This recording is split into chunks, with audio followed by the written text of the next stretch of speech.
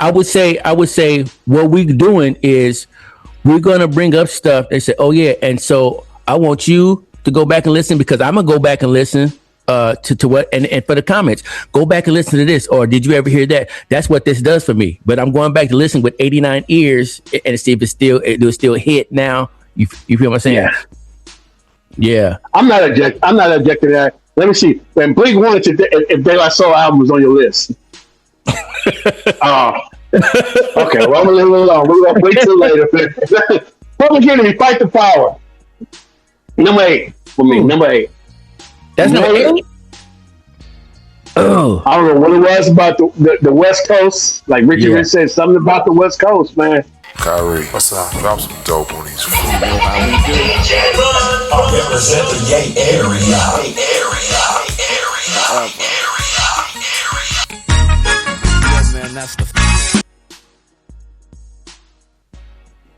All right, man. We're about to. Ready? Let's get to it. I'm ready. I'm about to count it in. 5, 4, 3, 2, 1. And welcome back to Classic Flow, the mix, the culture, the movement.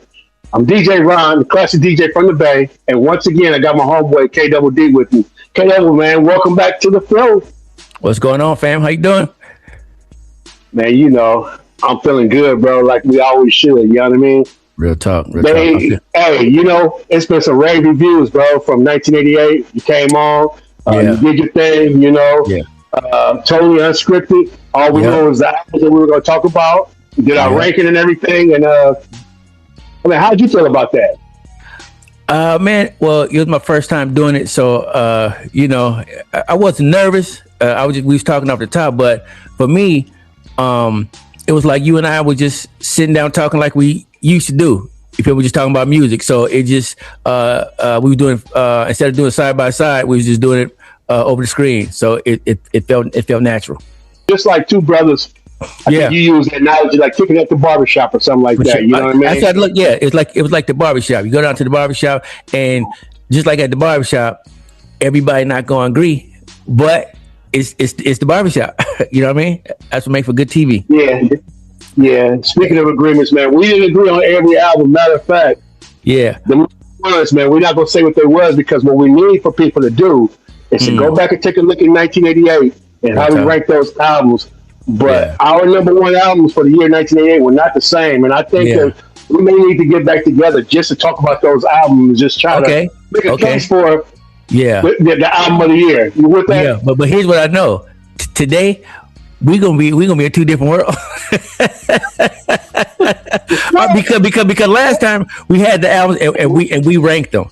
This time we don't know. And again, it's unscripted. I don't know what you're coming with. You don't know what I'm coming with. But here's what I do know is that my brother here is a highly West Coast influence, and I get it because we are from the West.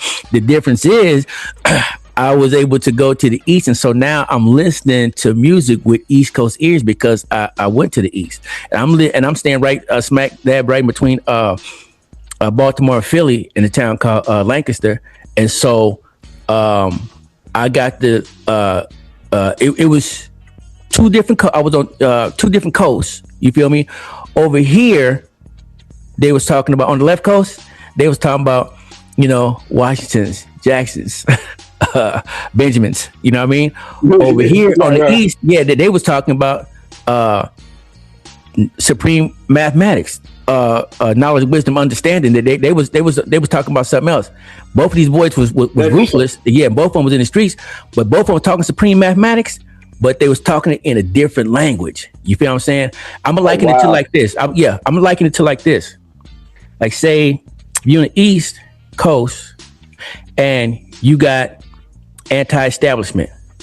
Okay, on the West Coast you got anti-establishment, but over here, Public Enemy, and over here on the left coast you got NWA. She was like a perfect balance. So over here I'm saying I'm anti-establishment, but I'm saying fight the power. Over here I'm anti-establishment, and I'm saying F the police. It was a balance, and one of them said it the East Coast style, and one of them said it with Jerry curls and Raider jackets. You found what I'm saying? They was a silver black, and the uniform over here was red, black, and green. but it was still, I heard the balance of it. You feel what I'm saying?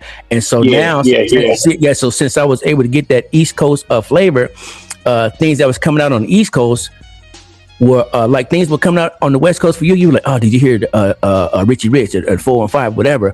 Over here now, I'm hearing. I said, well, who was De La Soul? Well, who was 3 Times Dope? Well, you know, who are these guys? They were new to me, and so I was able to pick up on the language from the East Coast. So now I'm listening to that because our the music is different. The music is different on both sides. So and where I like listening to music on the West Coast because I was on the East, you teach me about some of what I missed. And vice versa. I imagine by the time, you know, we get through all of this, man, I make you be a Wu-Tang fan. Man, but honestly, what we have is 2 coasts. We got 2 cultures. You know what I mean? Yeah. You were over there swimming in the sharks of the Atlantic, man. I was over here kicking it with the crabs in the Pacific. You know what I mean? But the thing about it, though, they had one goal, and that was to produce some great hip hop. You know what I'm saying? And I believe we got that in both of them. And who knows, bro? We keep this going as we go year by year. That's when that's when the West Coast really started to step their thing up. So definitely would love to be able to enlighten people about, you know, what hip hop is all about, why even Kendrick is still referencing some of our music, as well as got some of our flavors in his recipe, as far as even Gen X, that album, and of course the smash hit, Not Like Us and everything else. But before we get started, man, I want to make sure that y'all like, comment, and subscribe. Y'all see the caliber of people that you're dealing with here. We don't profess to know it all, but we know most of it. You understand what I'm saying? Like DLC said, you know what I mean? And so we just want to just get into it. And look, don't just watch the episode. Get active in the comments. Talk to us, and we'll talk back to you. You understand what I'm saying? Yeah. So 1989, bro, we're gonna take it back to that year. And hip hop wasn't just about music anymore, man. You know what I'm saying? It was fashion, and as you alluded to already, it was the language. It was identity. You know what I mean? And it put that identity, it took it from the streets and showed it to the world what our culture was all about. You know what I mean? So it was like our neighborhood pride was displayed for everybody to see. And to be truthful with you, a lot of people wanted to be a part of it. You understand what I'm saying? And this was their way to get locked in, because this is what we call it. This was the culture of hip hop. So on that note, man, when you think about the fashion and everything, you remember what you was rocking at that time?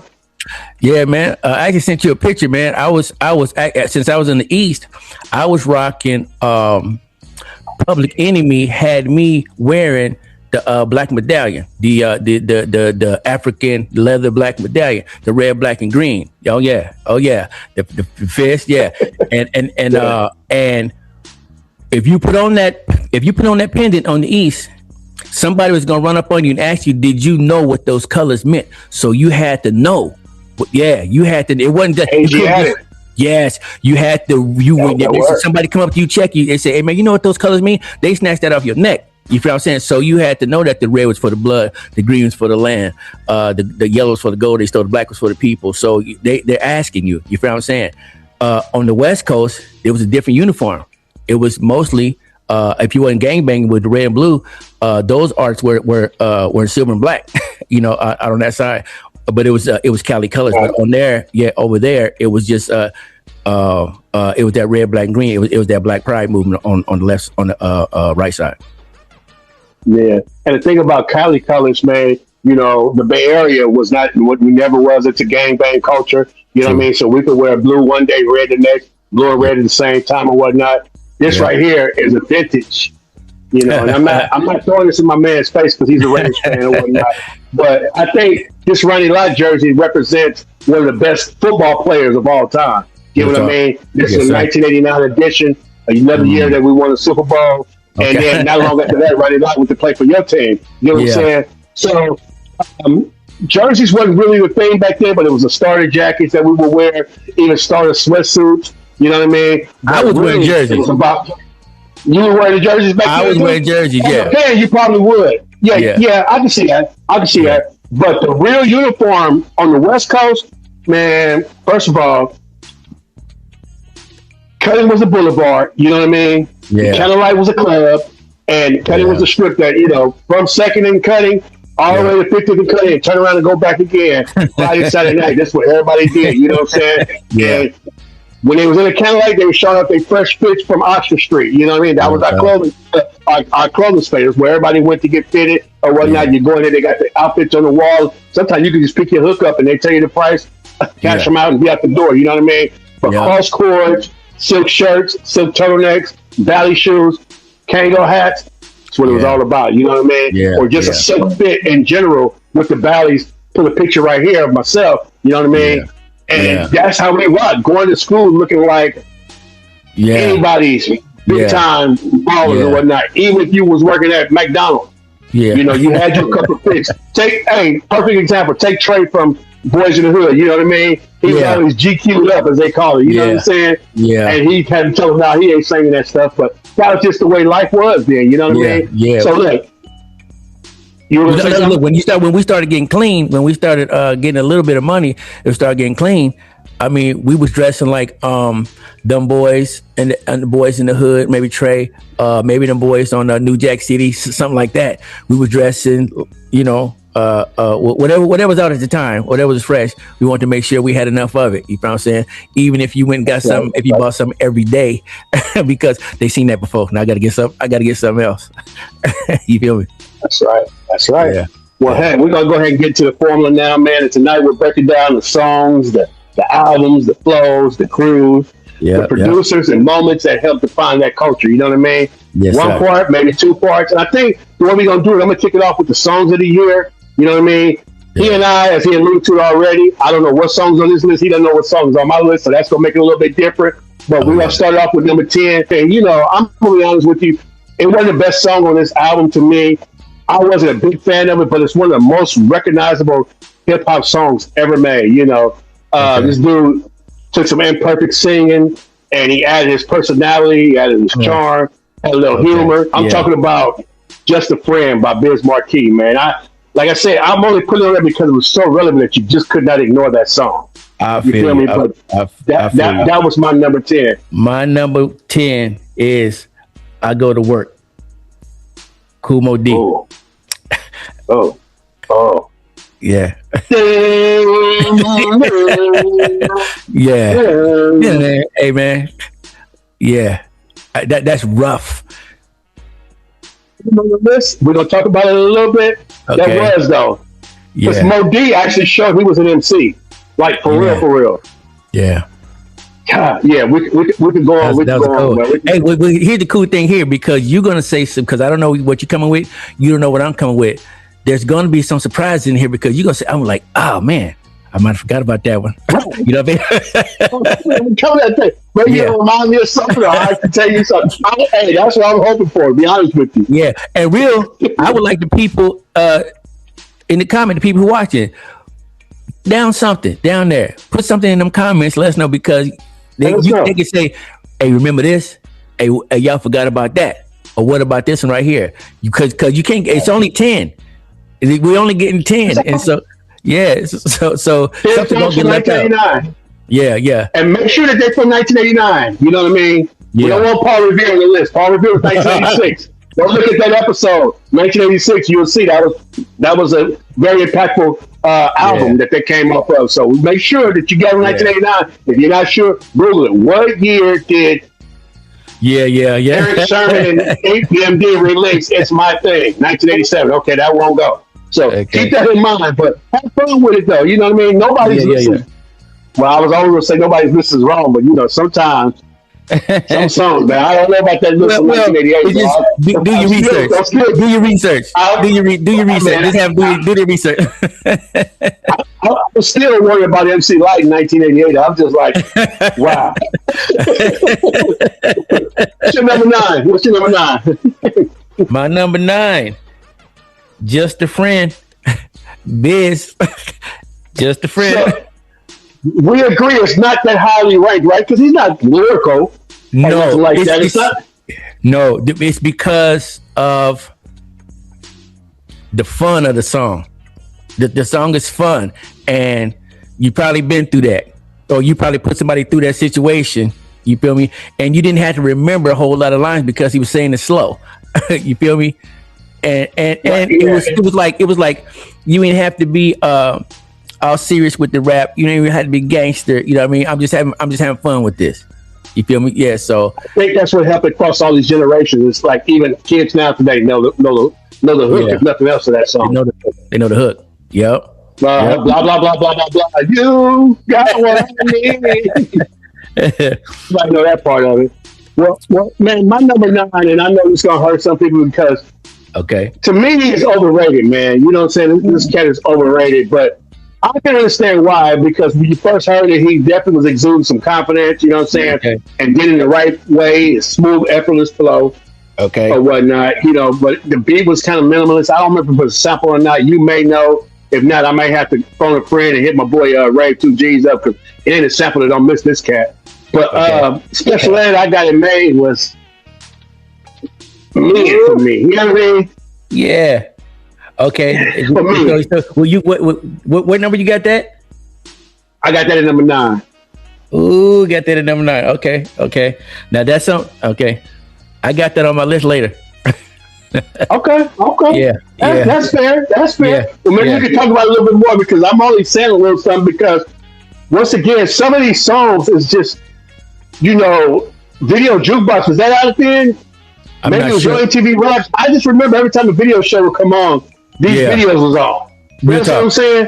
Real talk. And A Thing Named Kim is a much better song, and I like The Mission better than I Got It Made. Matter of fact, I listen to The Mission 10 times more than I don't even listen to I Got It Made. I don't think there's no linear in my playlist now. So so I would say this: since we don't have average ears when it comes to listening to music, just because you play that song over and over on the radio, or just because you show that video, you're not going to program me to like that song, because I'm going to listen to the whole album, and I'm going to listen to not only what he's saying, the flow, what's going on in the background with the production, all that stuff there. So just because it's your top Billboard's top whatever, it ain't gonna be on Kyrie's board. You know what I mean? Not necessarily. That's what I'm saying. Yours either. You know what I'm saying? Yours either. Just because it's making it up here, and because it's popular, the people say, "Oh, I like such and such and so." Okay, well, did you ever listen to this one? No, you didn't go listen to that because it wasn't on rotation. You feel me? Yeah. And at that time, man, you know, full disclosure, at a young age, man, we were smoking green bodine. You know what I mean? We were smoking indica. You know what I mean? If you came over with some Tot Stick or whatever, just because everybody's smoking Tot Stick and it's cheap and everybody can afford it, don't mean that I gotta smoke some Tot Stick. You know what I mean? Take me around the way, give me a small little bag of some good $10. You know what I mean? Some zigzags. This is what I'm smoking on. You can take that dust, that dust thing. Yeah. Oh, there's somewhere. Hey man. Hey, well, at that time we'd both probably doing the same thing. So I can get higher on supply. So whatever I was pushing. Yeah, I didn't know the rules. I didn't know the rules. Every once in a while I might hit it, and then I'll go back to what I like. Let me go back to my stuff. We're going with the Posse Cut. Later on, we're going to Posse Cut. If you walk up and the posse is smoking that, you smoking that because it's already lit. You smoking that? We kicking it with the posse. That's a posse smoke. Yeah. So I gotta leave. Let me eat this little high down and go smoke. Go back to yours. So we on number 8 now. We're on number 8. I'm interested to see what yours is gonna be. Yeah, my number 8, De La Soul, Me, Myself, and I. Oh, you know what? Yeah. That's actually another one of them ones. Yeah. But I like that song though. Yeah. I like that one. For whatever reason, I don't know whether the sample was dope. The sample is dope. Yeah.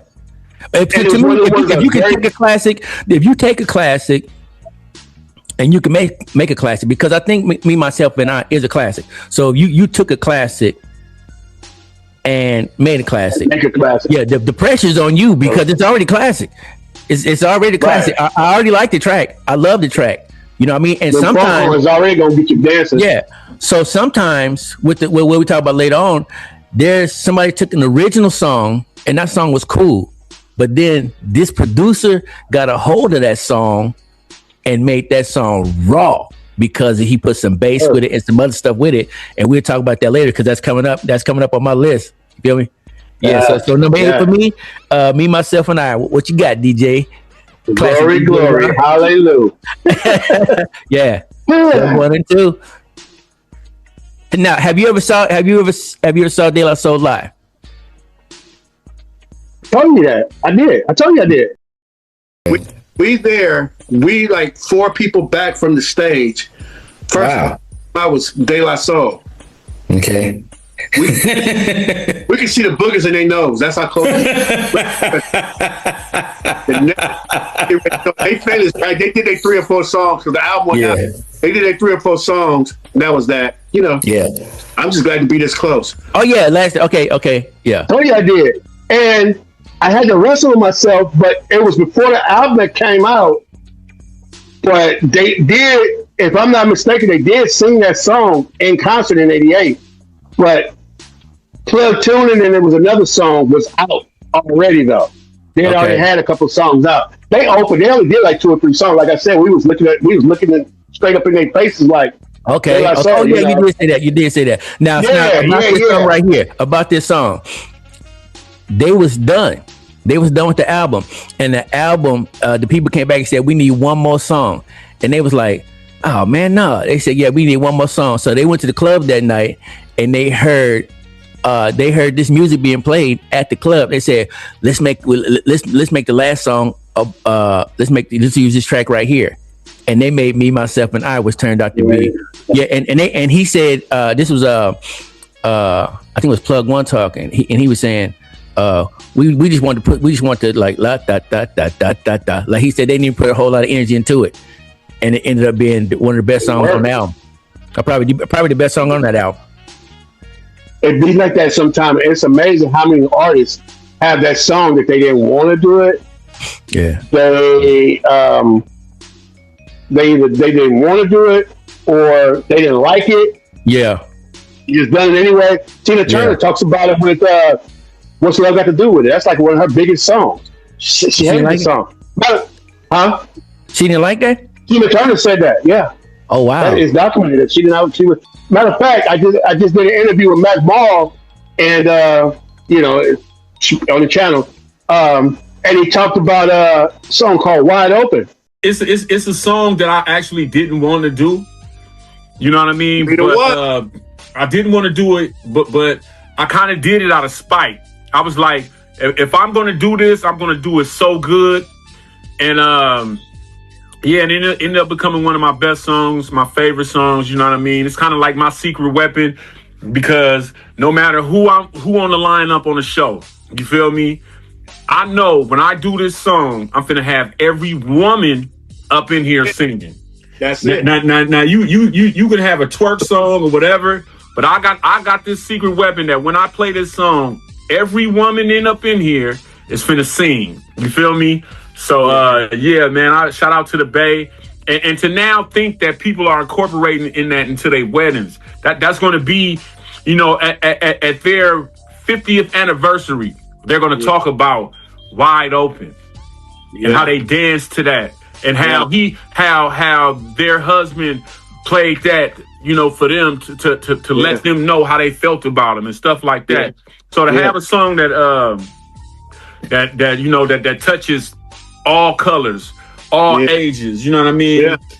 It's a beautiful thing, man. And to think I didn't want to do it at first, and I'm happy I made that decision to do it. You feel me? Yeah. And he said he didn't like it. As a matter of fact, he felt mad because the producers and the A&R were telling him he needed to do a song like that.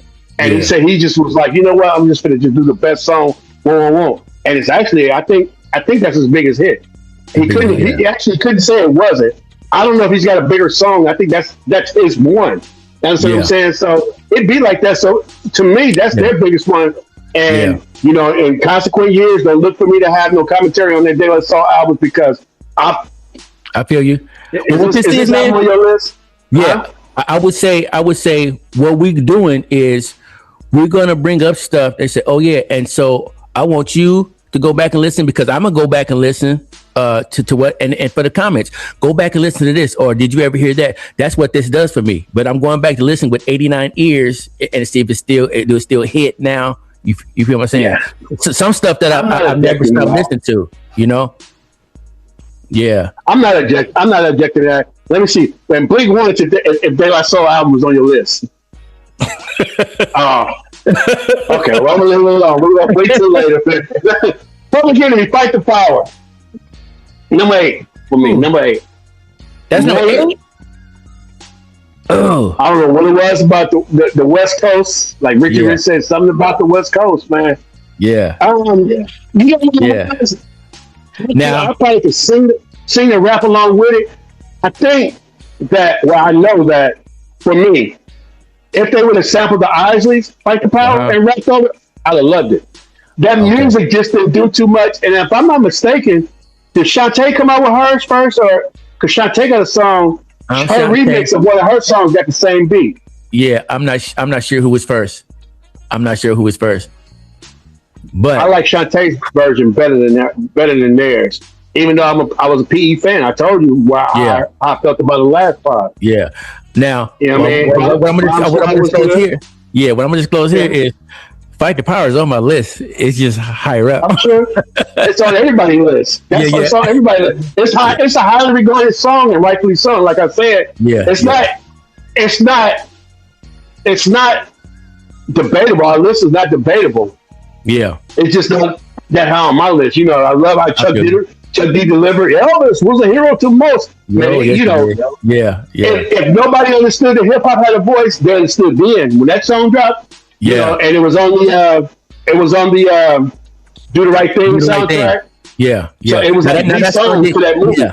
That song didn't come out on the album until 1990, but it was on the 89 because he's come out 1989 the number, so it was connected to Do the Right Thing. Yeah, so and at that time, Do the Right Thing was, man, I can still watch Do the Right Thing right now. It's huge because as soon as that song, when that song come on, it take me to, because I seen it on the East Side. They living that video. That's how they was living on the East Coast. It looked like that. Yeah. Well, you just said something. Maybe I need to see the movie and I'll understand the song better. Yeah. Watch that movie. Might have something to do with it. But you know those songs that's connected to that movie and say, oh man, like let's just say I don't know, Murder Was the Case or something like that. Yeah, something like that. I didn't like Take Me With You until I saw Apollonia on the back of that motorcycle on the way to Lake.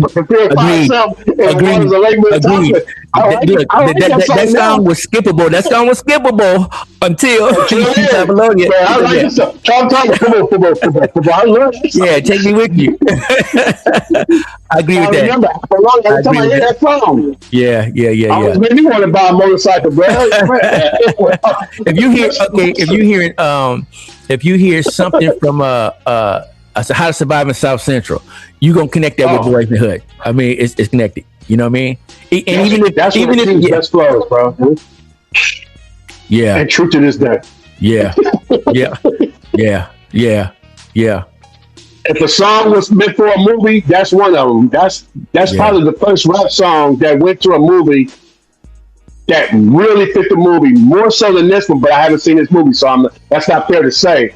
But that's the first time that we had a song that, Ice-T did it with New Jack on New Jack City. But all right, because I would say another one, Menace to Society. That was enough. But that's connected. If you hear that right now, it's connected to that movie. Yeah. He basically told the story of the movie in the song. Told the story of the movie. All about him. Yeah. He did his thing on that one. Yeah. What's your number, Ocho? Which Ocho? I said me, myself, and I. That's number 8. All right. So let's recap. Okay. My number 10, Biz Marquis, Just a Friend, was your number 9. Special Ed, I Got It Made. What was your number 10? I Go to Work, Kumo D. Right, my number 9. My number 9, Just a Friend, Biz.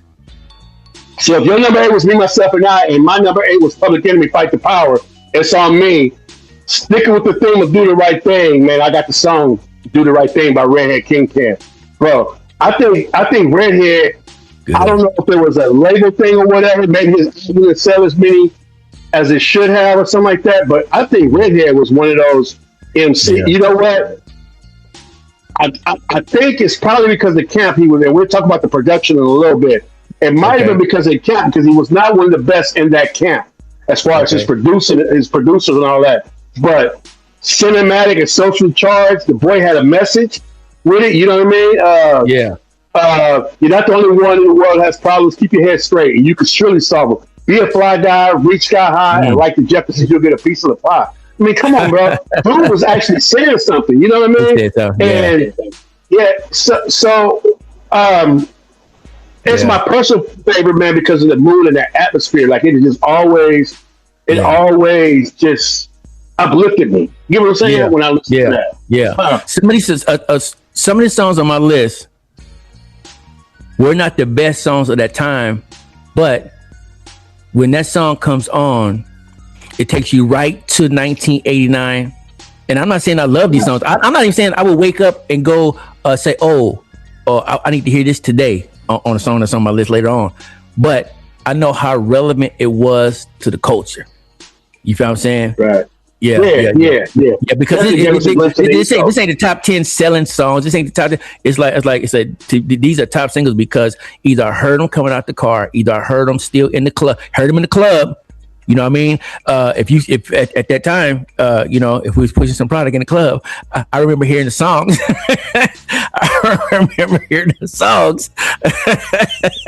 Everything else was going on. Yeah. And so I just remember. I remember this song. Doing whatever you was doing. You feel what I'm saying? So that song is relevant. It's hella relevant. You feel me? Yeah. All right. Yeah. I got some surprise. I know I got one here that's gonna surprise you. I know. Two. Well, you're on number 7 now. Yeah. Number 7 is one of the songs I'm talking about. Let's hear it. Bust the Move. Oh, I ain't got that on my list at all. Yeah, Bust the Move. And I don't wake up want to listen to this dude. I don't say, let me go. I don't. But if you walked into the club and if you was watching TV, I don't know if he bought his billboard spot or whatever, but that song was always on, and that song was part of the culture. You know that song. Yeah. Because that's like 120 BPMs. You still was rocking with him? You know what? Like I said, he didn't get no airplay in my car. He didn't. He was not in my car or my truck with me, but this song was part of that movement. You feel me? It was. Yeah. And I just thought to myself, he actually sampled Compunction from down the street in Vallejo. He got fun, but okay, Smarty, go to a party. Yeah. He was. If you think it's corny, go back and listen to it again, because I think there was some bars mixed in there. I think there was some bars in there. And I know he wrote Funky Cole Medina too. I know he wrote this song. That song. And it sounded like it. It sounded like him. So he ate well for decades off of those two songs. You feel me? Bro, I didn't even think about that. Yeah, I'm not waking up saying I want to hear Funky Cole Medina right now. But when it comes on, I don't fast forward. I let it play. You feel me? You let it play. Let it play. Now, let me be honest. Bust the Move come on.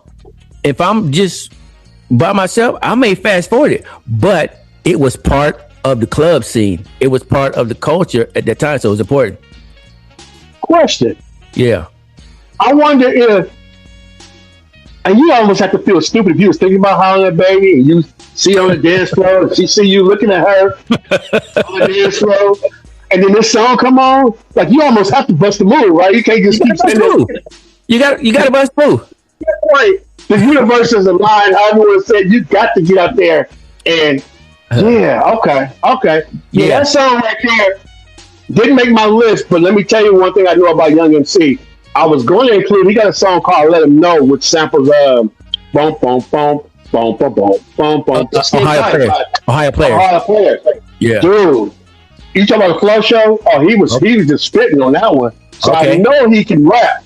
I know he can rap. And again, I don't know the song Bust the Move word for word, but when I think about it, I know he, like I said, he sang something on there. And then don't forget the part. It's crazy how Cube can listen to that on the drive-by. Like when he get in the car. Yeah. You know what? Let's be 100 with it. That kind of gave Young MC some cool points because Cube used it on his thing. You feel what I'm saying? Yeah. Was that on the drive-by? Get in the car, man. Was that on drive-by? The drive-by, yeah. Yeah. Let's go, man. It's time to go. Yeah. You're right. That gave him some cool points. It did. Yeah. And that was my number. Yeah, man. That was my number. That was my number 7. Yeah. That was your number 7. Yeah. All right, man. Well, we on number 6, man. What you got for number 6, bro? Number 6. Another surprise. Another surprise. Yes, it is. Let's see. Me so horny. Me so horny. That is a surprise. And look at here how you talked about them on the last pod. Well, if you look, you have to look backward to say if it was a movie, because at that time, for me, it was irritating because that beat was too fast. And at that time, I'm rolling with a dude who from Miami, and we talked about this before. If you the driver, you control the cassette or the CD or what's going on. So partner got my lowrider truck at the time. He said, "Could you put this in, please?" I was like, "Okay, put it in," and he put in. He put in a 2 Light Crew, and I looked at him like, "What are you talking about?" I was like, "Hey man, get this stuff out of here." Yeah.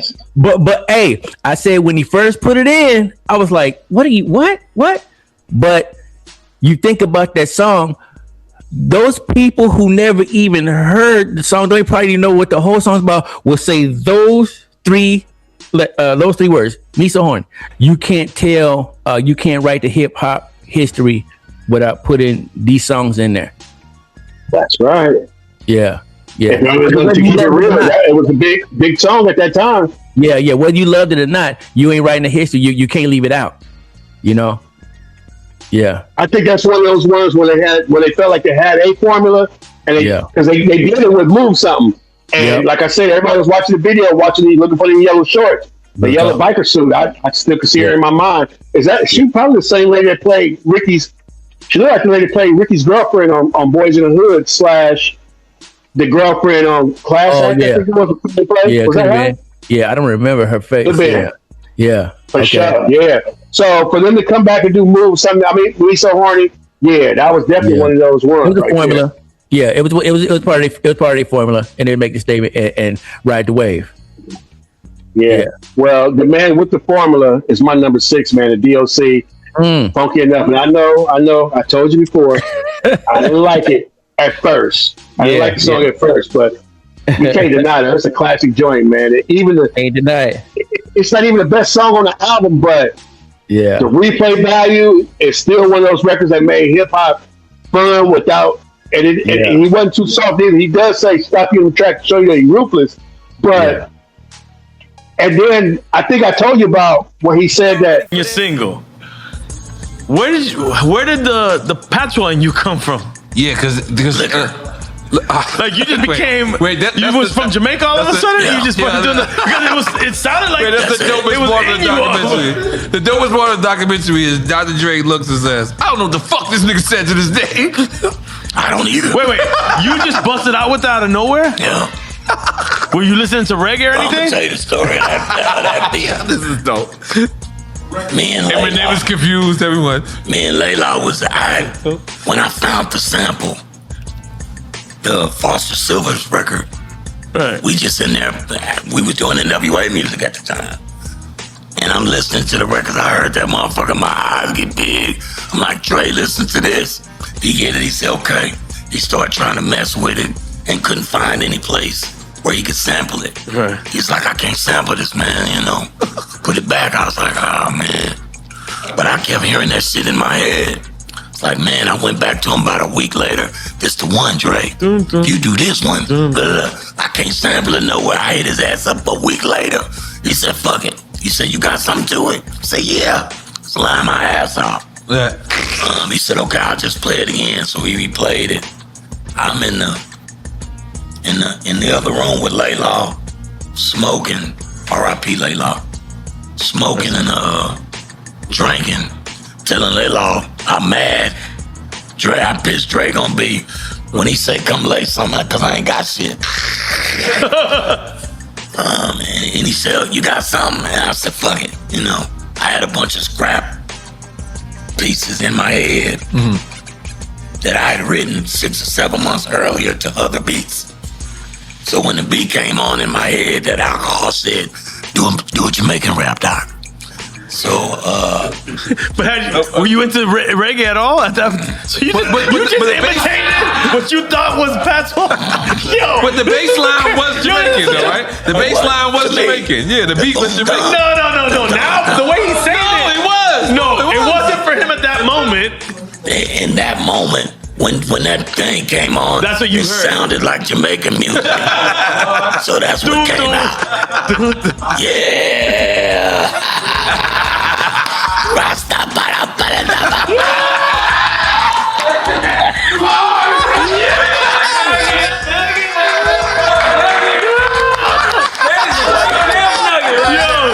Super Cat was born right there.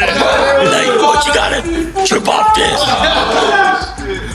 None of them guys knew what was finna come out, cause shit I didn't know. What did they think? And then you need to click on and it pop on. So that shit I went, y'all ready for this? I was talking to them. And they stayed on record. Y'all ready for this? Yeah, and then motherfuckers went. And the motherfuckers like, oh my God, keep going. And that was one take. Wow. And some of that song is not, it ain't words, it's just you Jamaican on there. That was the best. There's a part of that song I just saw. It says, son of a fuck.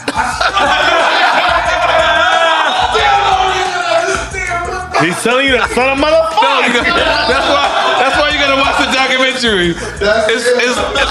Don't give it away. Don't give it away. I'm not. But when you hear Dre go, I don't know what the fuck he was saying. He's like, still to this day. He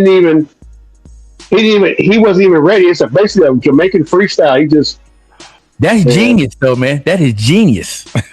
How crazy is that, right? To just make up a song as you go. Yeah. Bits and pieces, and it hit like that. Yeah. And then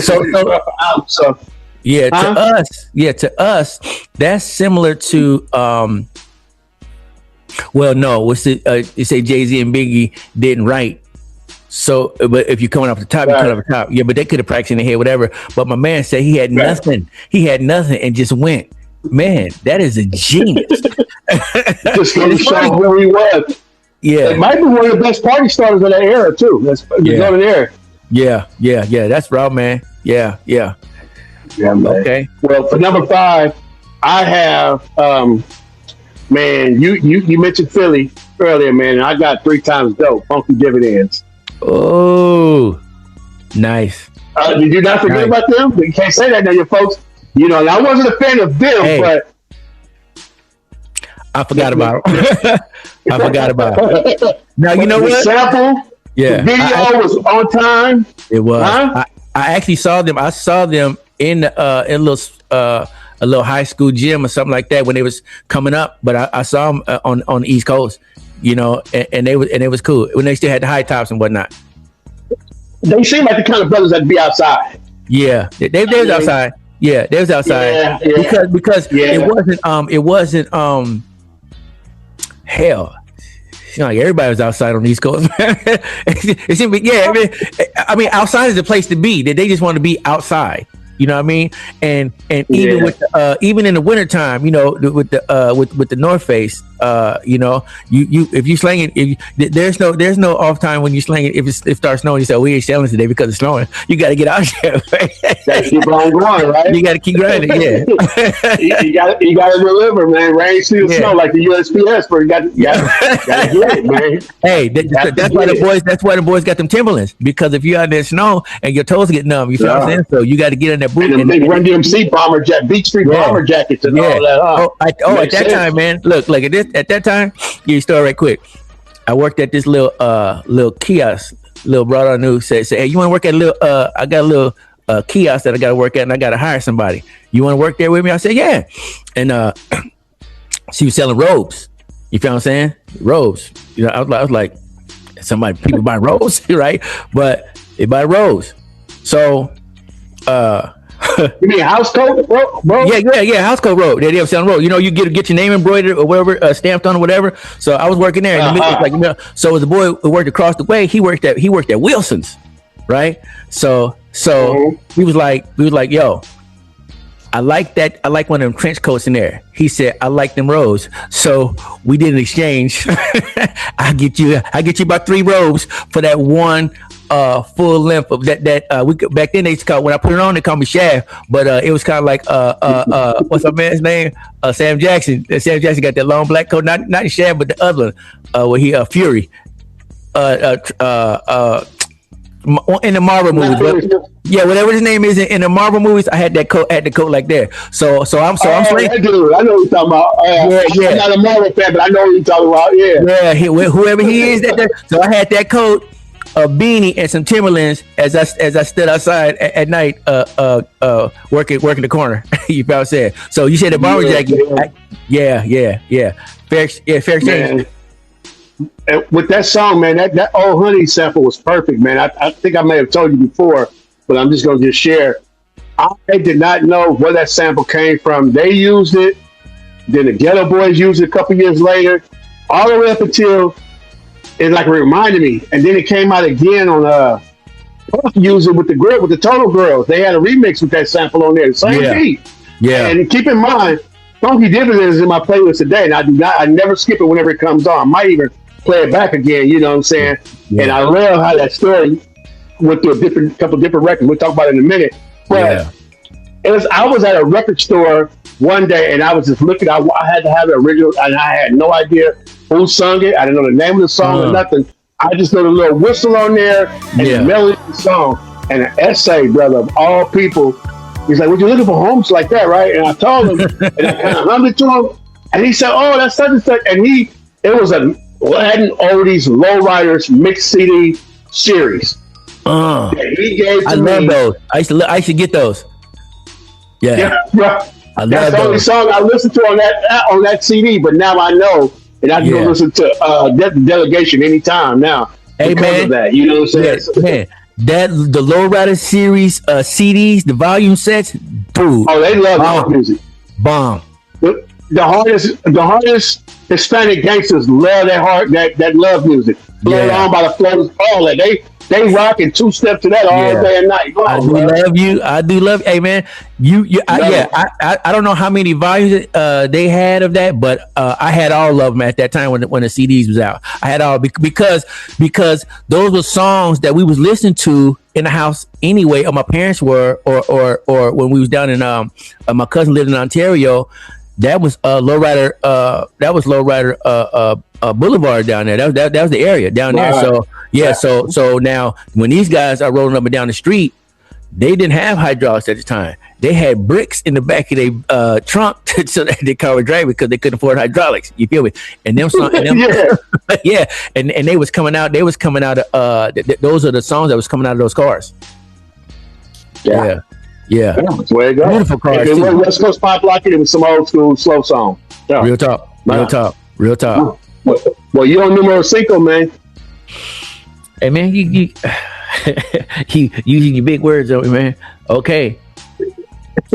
I got it made. All right. Yeah.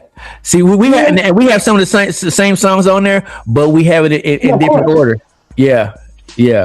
And that song. And there's gonna be some people that's gonna have it higher than that. Real talk. There's somebody that has this higher than that on their list. Yeah.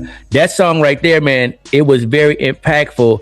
And if it was impactful for you on the West Coast, just think about what it was on the East Coast. On the East Coast, that's what I'm saying. Yeah. It was on all the time. And it was a good song. You feel what I'm saying? It was a good song. And if you hear the track, if you hear the track, I mean, it's hard to make a bad song off that track. Yeah. But he did his thing. Yeah, he did that. And he had to look. That's true. Yeah, he had to look. It was I would say, so like remember MC what's that boy name? MC Breeze? Nah, not MC Breeze. I forget this boy. But he was only around for a minute, but he looked just like Special Ed. Oochie Coochie La La La. I just forget the name of I forget the name of the song. And he was from Cleveland. My boys in the 216, y'all put down in the comments who was that boy that Mike Bivens had. Yeah, Mike Bivens had that boy and had Mike Bivens had him, and he's from Cleveland, and it was a Oochie Coochie la la la. And that boy, I went to the Rock and Roll Hall of Fame. MC Brains. I think it was MC Brains. And I remember that name. That name. I think it was MC Brains. Yeah. And I was surprised that he's in the, I don't know if he's in the Cleveland Hall of Fame or in the Musical Hall of Fame, but I know when I was in the Hall of Fame, he had something in the Hall of Fame. And I was like, whoa. Or maybe been the first rapper to go gold or something or platinum or something from Cleveland, but he is in the Hall of Fame. That was shocking to me. You feel me? Because probably Cleveland Hall of Fame. You couldn't think of brother's name, man. Remember, like Cleveland. Yeah. Who you got number 5? Oh, you know what? And we're at the halfway point, man. Let me do this, man. We forgot to shout out. Yeah, we forgot to shout out our folks, man. For people down in the comments, man. Yeah. Our folks who've been rocking with us, Yeah. I'm gonna shout out my boy. His name is Red. His real name is Alonzo Washington Jr. My message to him, that boy. I wish I had met him as an adult, but I met him when I was a child. But we still connected. Yeah, we still connected to this day. Number 2, I'm gonna shout out my boy. Richmond Hall of Famer. His name is Bart Dyer. Me and him talk music on a regular basis. You feel he's very knowledgeable brother. You feel what I'm saying? So shout out to that Richmond legend right there. And one more, I'm gonna shout out my boy Mike Evans 216. Him and I talk music on a regular basis, and that brother knows what he's talking about. I appreciate his knowledge. So them my 3. Man, that's what's up, bro. Let me tell you one thing I love about Richmond, right? Yeah. Is because if you take just about 82 people from our city and get them talking long enough, just let them talk long enough, you're going to find somebody that they know. You're going to connect with somebody they know.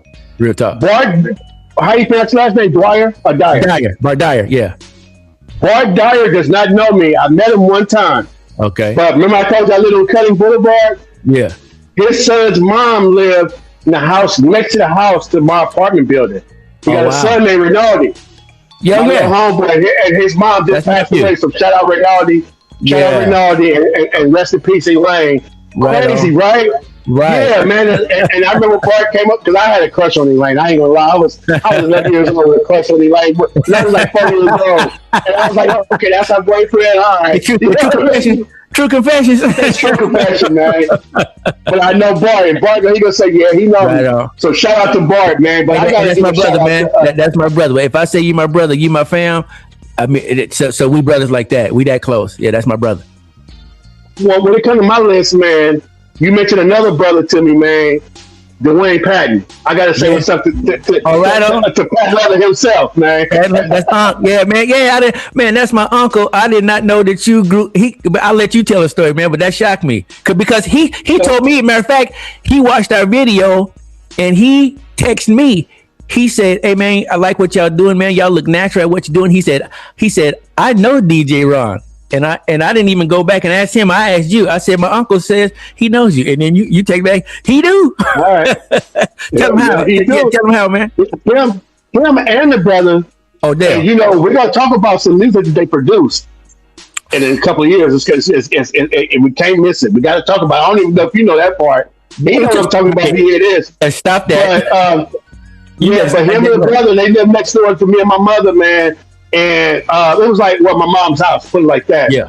I don't think I was staying there. I may have dipped in and out, but I don't think I was staying there. But they live right next door, bro, for quite some time. So he and I always been cordial, real cool with one another. I supported them, going to go see them perform and everything. And then his brother Odell, I DJ'd his wife's birthday party and everything. And when it comes to that music, bro, it's an international language, man. You know what I'm saying? So when you got music lovers like them and myself and yourself, you know what I'm saying? Yeah. Can't help but to connect on that when it comes to music. Odell is another one. Odell is another one who got a lot of music that Wayne was telling me. He said, man, y'all got to hook up because he said Odell love music like you love music.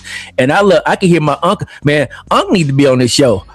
If you hear his story, if you know his story, man, he's not a boastful brother.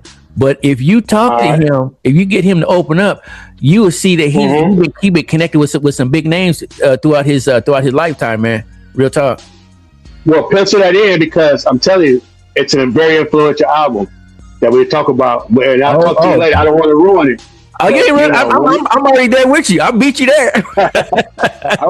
Okay. So yeah, we need to do that. But then I got to give a shout out to one of my high school partners, man. I sent him the message, and he commented on there, and then I just sent him a thank you, bro. I'm like, because folks have things to do. Yeah. You know what I mean? Yeah. And the great part about this content is that you can watch it, but you can also just listen to it however you want to. It's all about the content. And so this brother, he texted me back and said, "Man, I actually enjoyed that."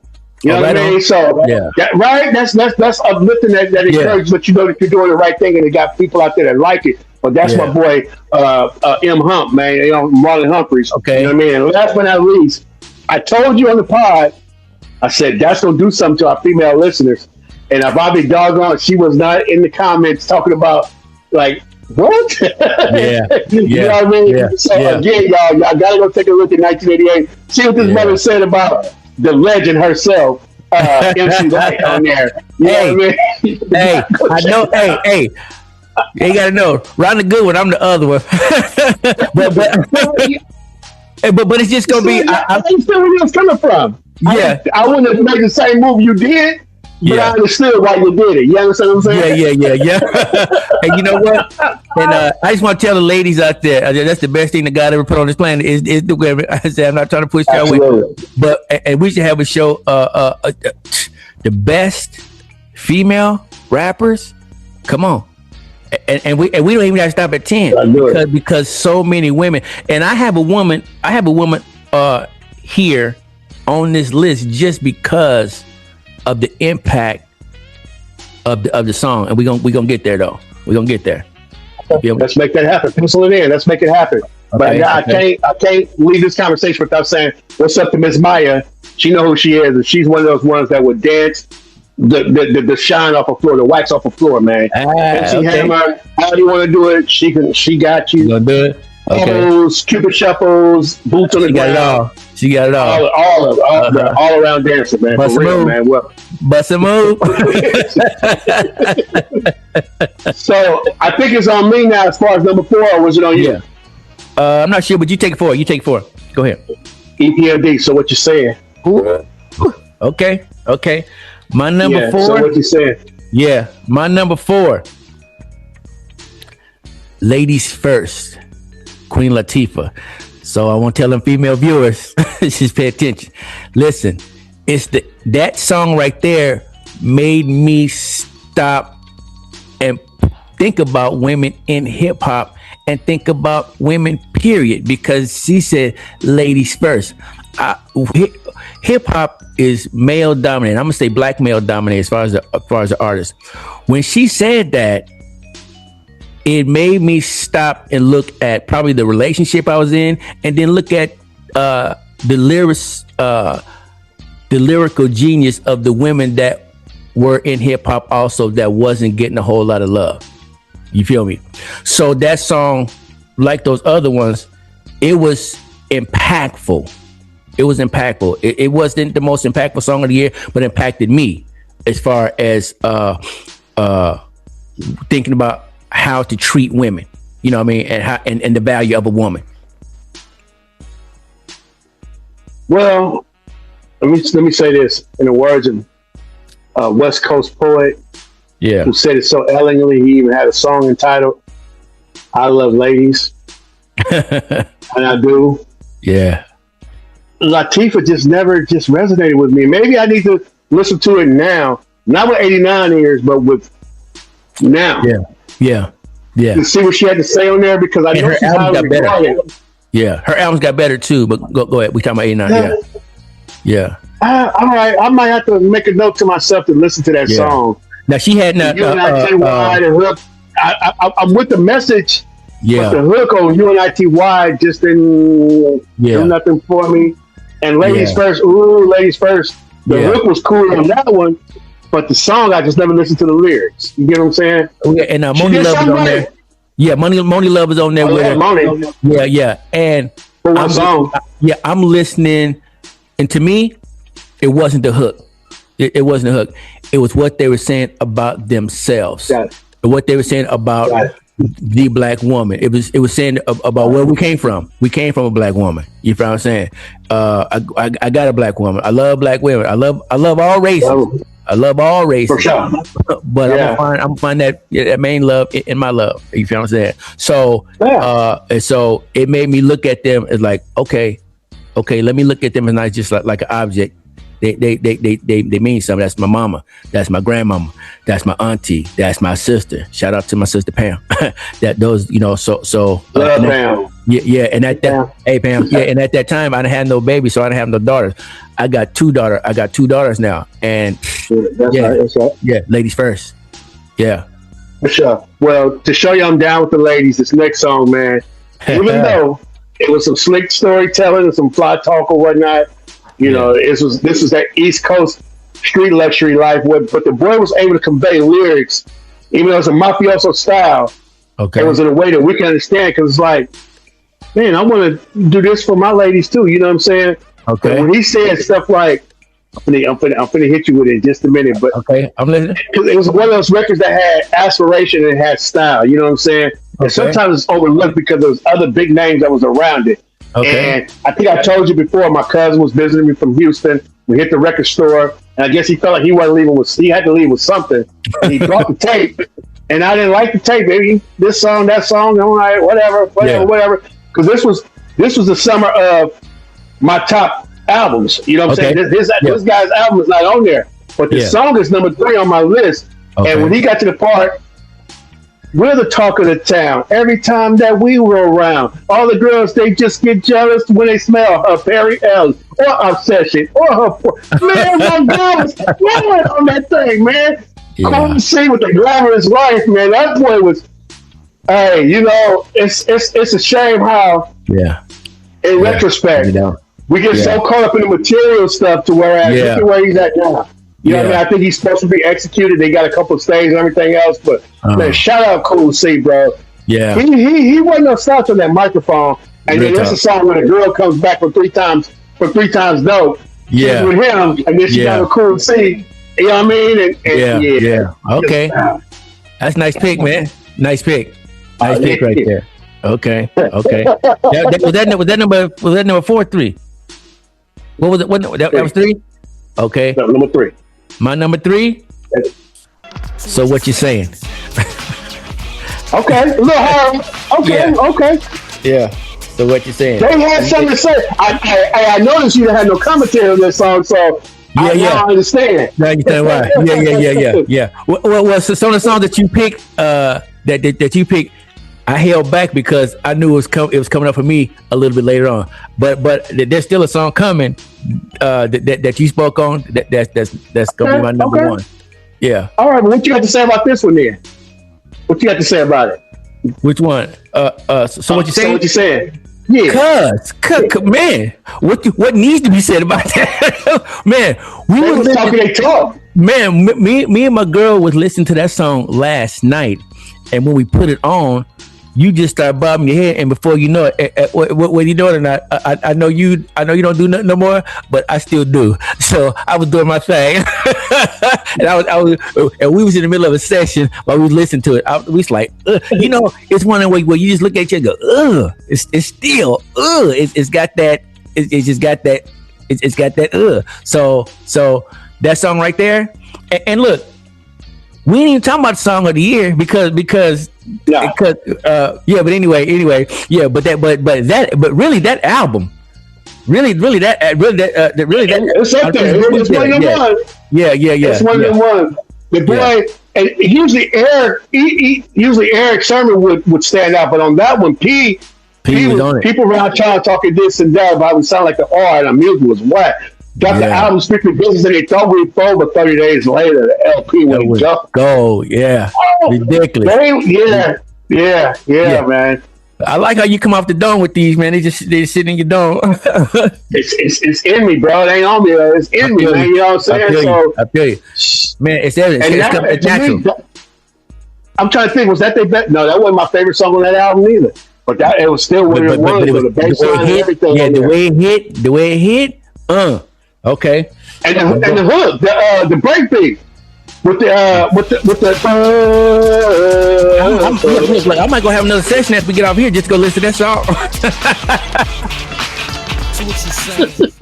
Hey man, for sure. If anybody that's popping in their tape deck or stream it, y'all holler and let us know. Hey, say classic funk sent us here. They came down with me, sent me here. Let us know. Man, go out to the people in the audience. Go listen to that song. Just put it on. And the cold part about it, it's not even number one. I know. And it's still one of them songs. It's still one of them songs. It's one of those songs though. So these next two, man, you got to come with it, bro. You got to come with it. Number two. Big Daddy Kane, Smooth Operator. Cause I'm so smooth. Cause I'm so smooth. That's the pot called Luciano Black. Look here, bro. Let me tell you something. Bro. That's my number two as well, bro. Hey, it's number two on my list as well, man. Okay. Hey, man. So we, man. And look, that song right there. That song right there is in another. I have it in another category. Because yeah. Okay, hey man. I almost just wanted to highlight it, just to highlight that song. To take that sample All Night Long, which was. It was only like 3 or 4 years old at that time, and then he came back and he rapped on it. And then on that last verse, when they let the little second, let it go. He just let it go. Kane was doing his thing on that one, bro. That's one. Go ahead. That's always one of the tracks. That's always one of the tracks that you didn't even have to say too much. You can just let that. You could just let that song play. Yeah, because it was already hit over here, but we didn't know it was going to be a classic. But it turned out to be a classic. And he made a classic with that. He did. And again, that formula, like I said, when you have an album, a song on this album, and you know, half step, and this is part 2 of that. Whoa. It was just as good, though. You see what I'm saying? It was, and that's what you want. If you're gonna follow the formula, you want to expound on it. You want to make it better. You want to make it higher. So whereas people almost forgot about part 1, but you can't forget about half step because that's such a huge joint. And then he came back and just did it again. So that's like his 1A and 1B. For like top cut songs that you know what I'm saying? Where I agree. I agree with you. Yeah. Listen to you. This why you saying that at the top of a Big Daddy Kane's best songs list. Yeah, one of those should be at the top. Real talk. Hey man, hey, I appreciate your knowledge, man. I appreciate your knowledge. Hey. But now my number one. My number one, just because of how it made me feel. That Fight the Power. PE. It was yours. How did I not know that? I was trying to see what it was. Yeah. Fight the Power. When that song comes on right now. Cause that's another song I played during my session last night. I played this, and when it came on, it took me right. It took me right back to 1989. It took me back to how I was feeling at that time, and it took me back to that. Leather medallion. You feel what I'm saying? We even rock. Hey man, we was rocking clocks back then. We was rocking clocks. I had a clock. Last part, Flavor did have people rocking clocks. Though. Yeah, I had the clock. Yeah, I had a clock, a small little alarm clock or whatever it was. But I rocked the clock in my I sent you a video where I was in a little Nike short set sitting in the back of my truck. Where I was that was the look. That was the movement. And I don't even know what the shoes was at that time. You feel me? But I know at that time we was in short sets. And we was in black. We was in the black medallions, black fist, red, black, and green. Yeah, that was it. And so to me, when I see that video, and the song, but when I see the video and I see the S1Ws, I see them stepping.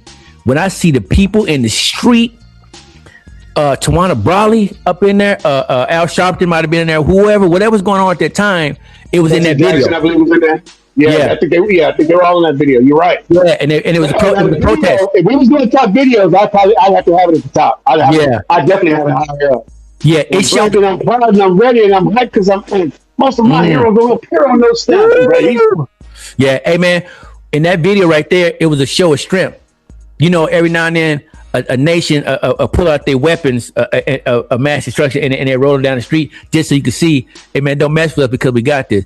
Hey man, when them boy when that on that video and them boys was walking in the street and I seen them the fruit of Islam out there with the S1Ws and that was control.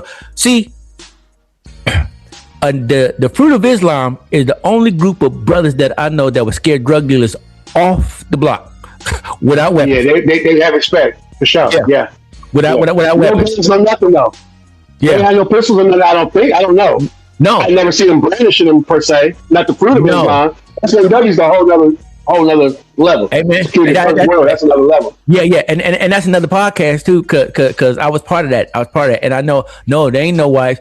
I mean, there ain't no knives. You just all you got is these and these. You feel what I'm saying? And you're not allowed to carry a weapon because Elijah Muhammad and Farrakhan said, if you got that gun, you reach here instead of reaching here for a solution. So you're not allowed to. Yeah, you're not allowed to carry the weapon. So the only weapon you need is the speed of thought. You feel what I'm saying? So those guys right there, I've seen those guys run up off the block when the nation is coming. You feel me? Yeah. And let me tell you something, the truth in that situation, and what you just said, a real life situation for me, bro, where I was threatened, man, with my family. I had my wife and my kid. Okay. And wait a minute, threaten everything else. If I come back around here and I'm shooting up everything on this corner, that kind of thing. And I didn't know what it was, and I'm like, "Well, what are you talking to you?" Yeah. Oh. You know what I'm saying? And I was working at y'all's place, you know what I'm saying, during that time, and everything else. So I was, well, if I'm on go, I'm on go. Whatever it is I'm doing. So I was on go in square life, though. You see what I'm saying? Yeah. So I didn't want it at all.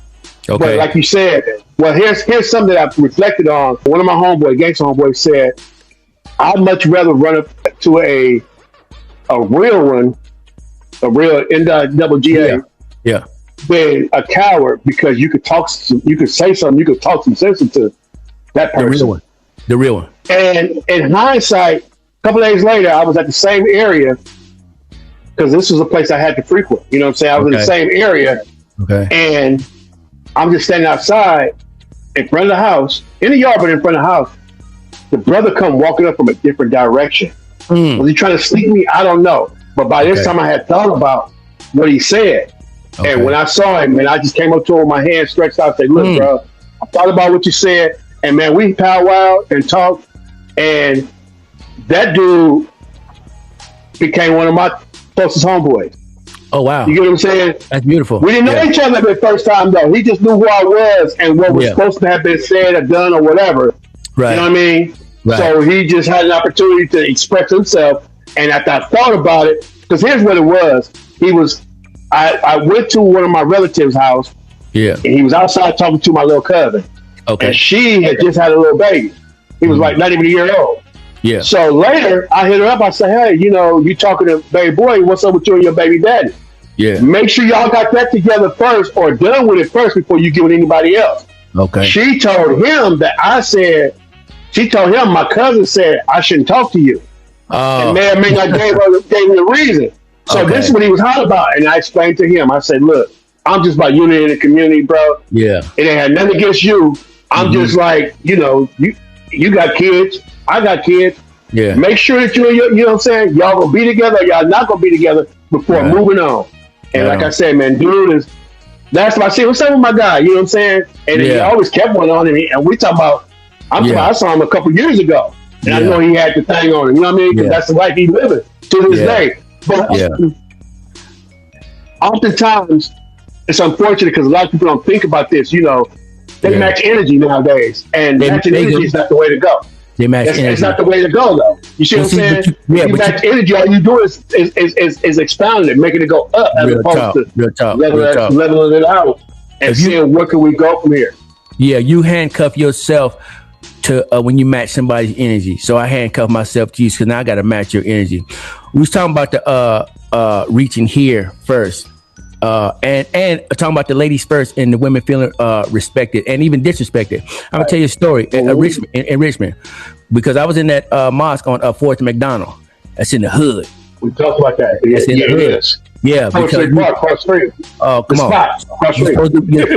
They say you're supposed to put the hospital where the sick ones are. So the hospital, so that was the hospital. So you always gonna find the mosque in the middle of that. You feel me?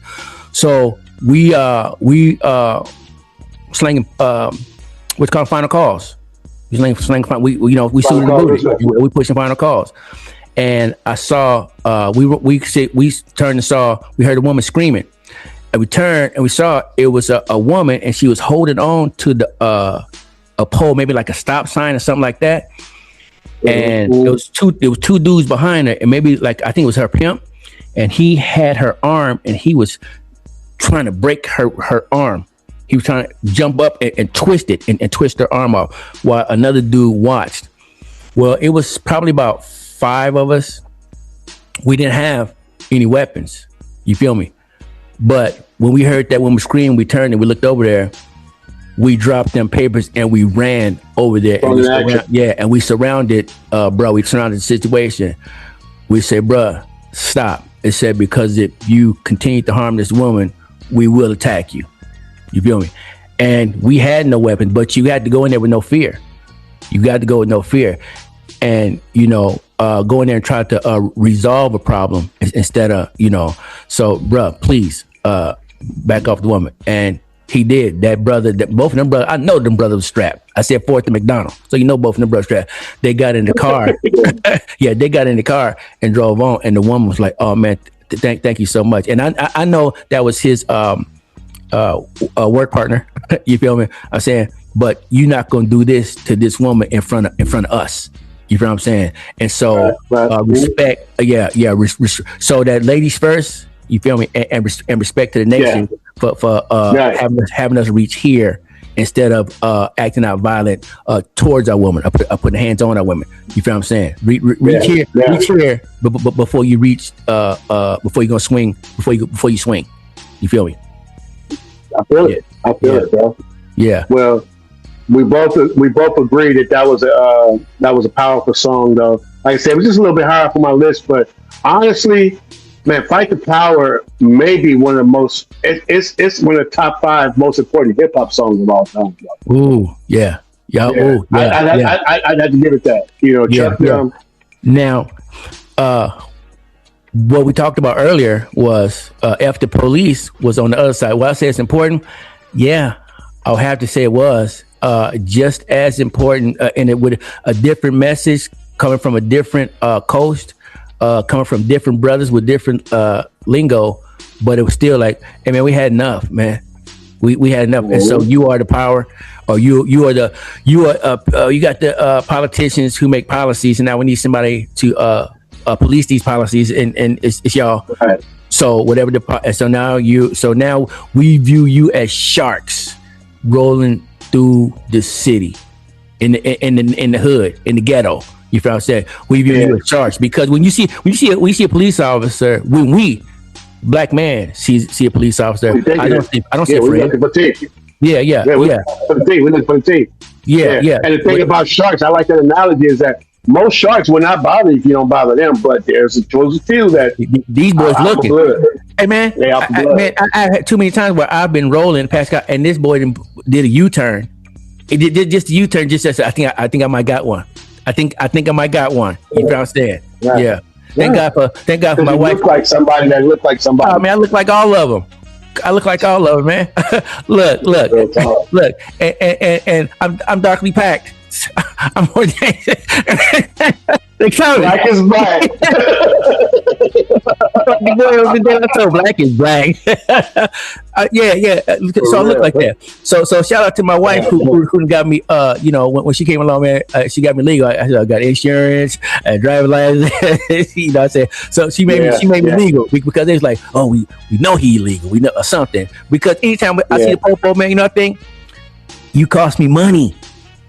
Every time you out here, you are a tax collector. Yeah, man, you're a tax collector for the city. You want to generate, and so you ain't met your ends, man. We need to go out there, get that loot, that gyro, the narrow cheese, whatever you call it, you lacking. And so go out there and you need to write some tickets. You need to tow some cars because it's about the money.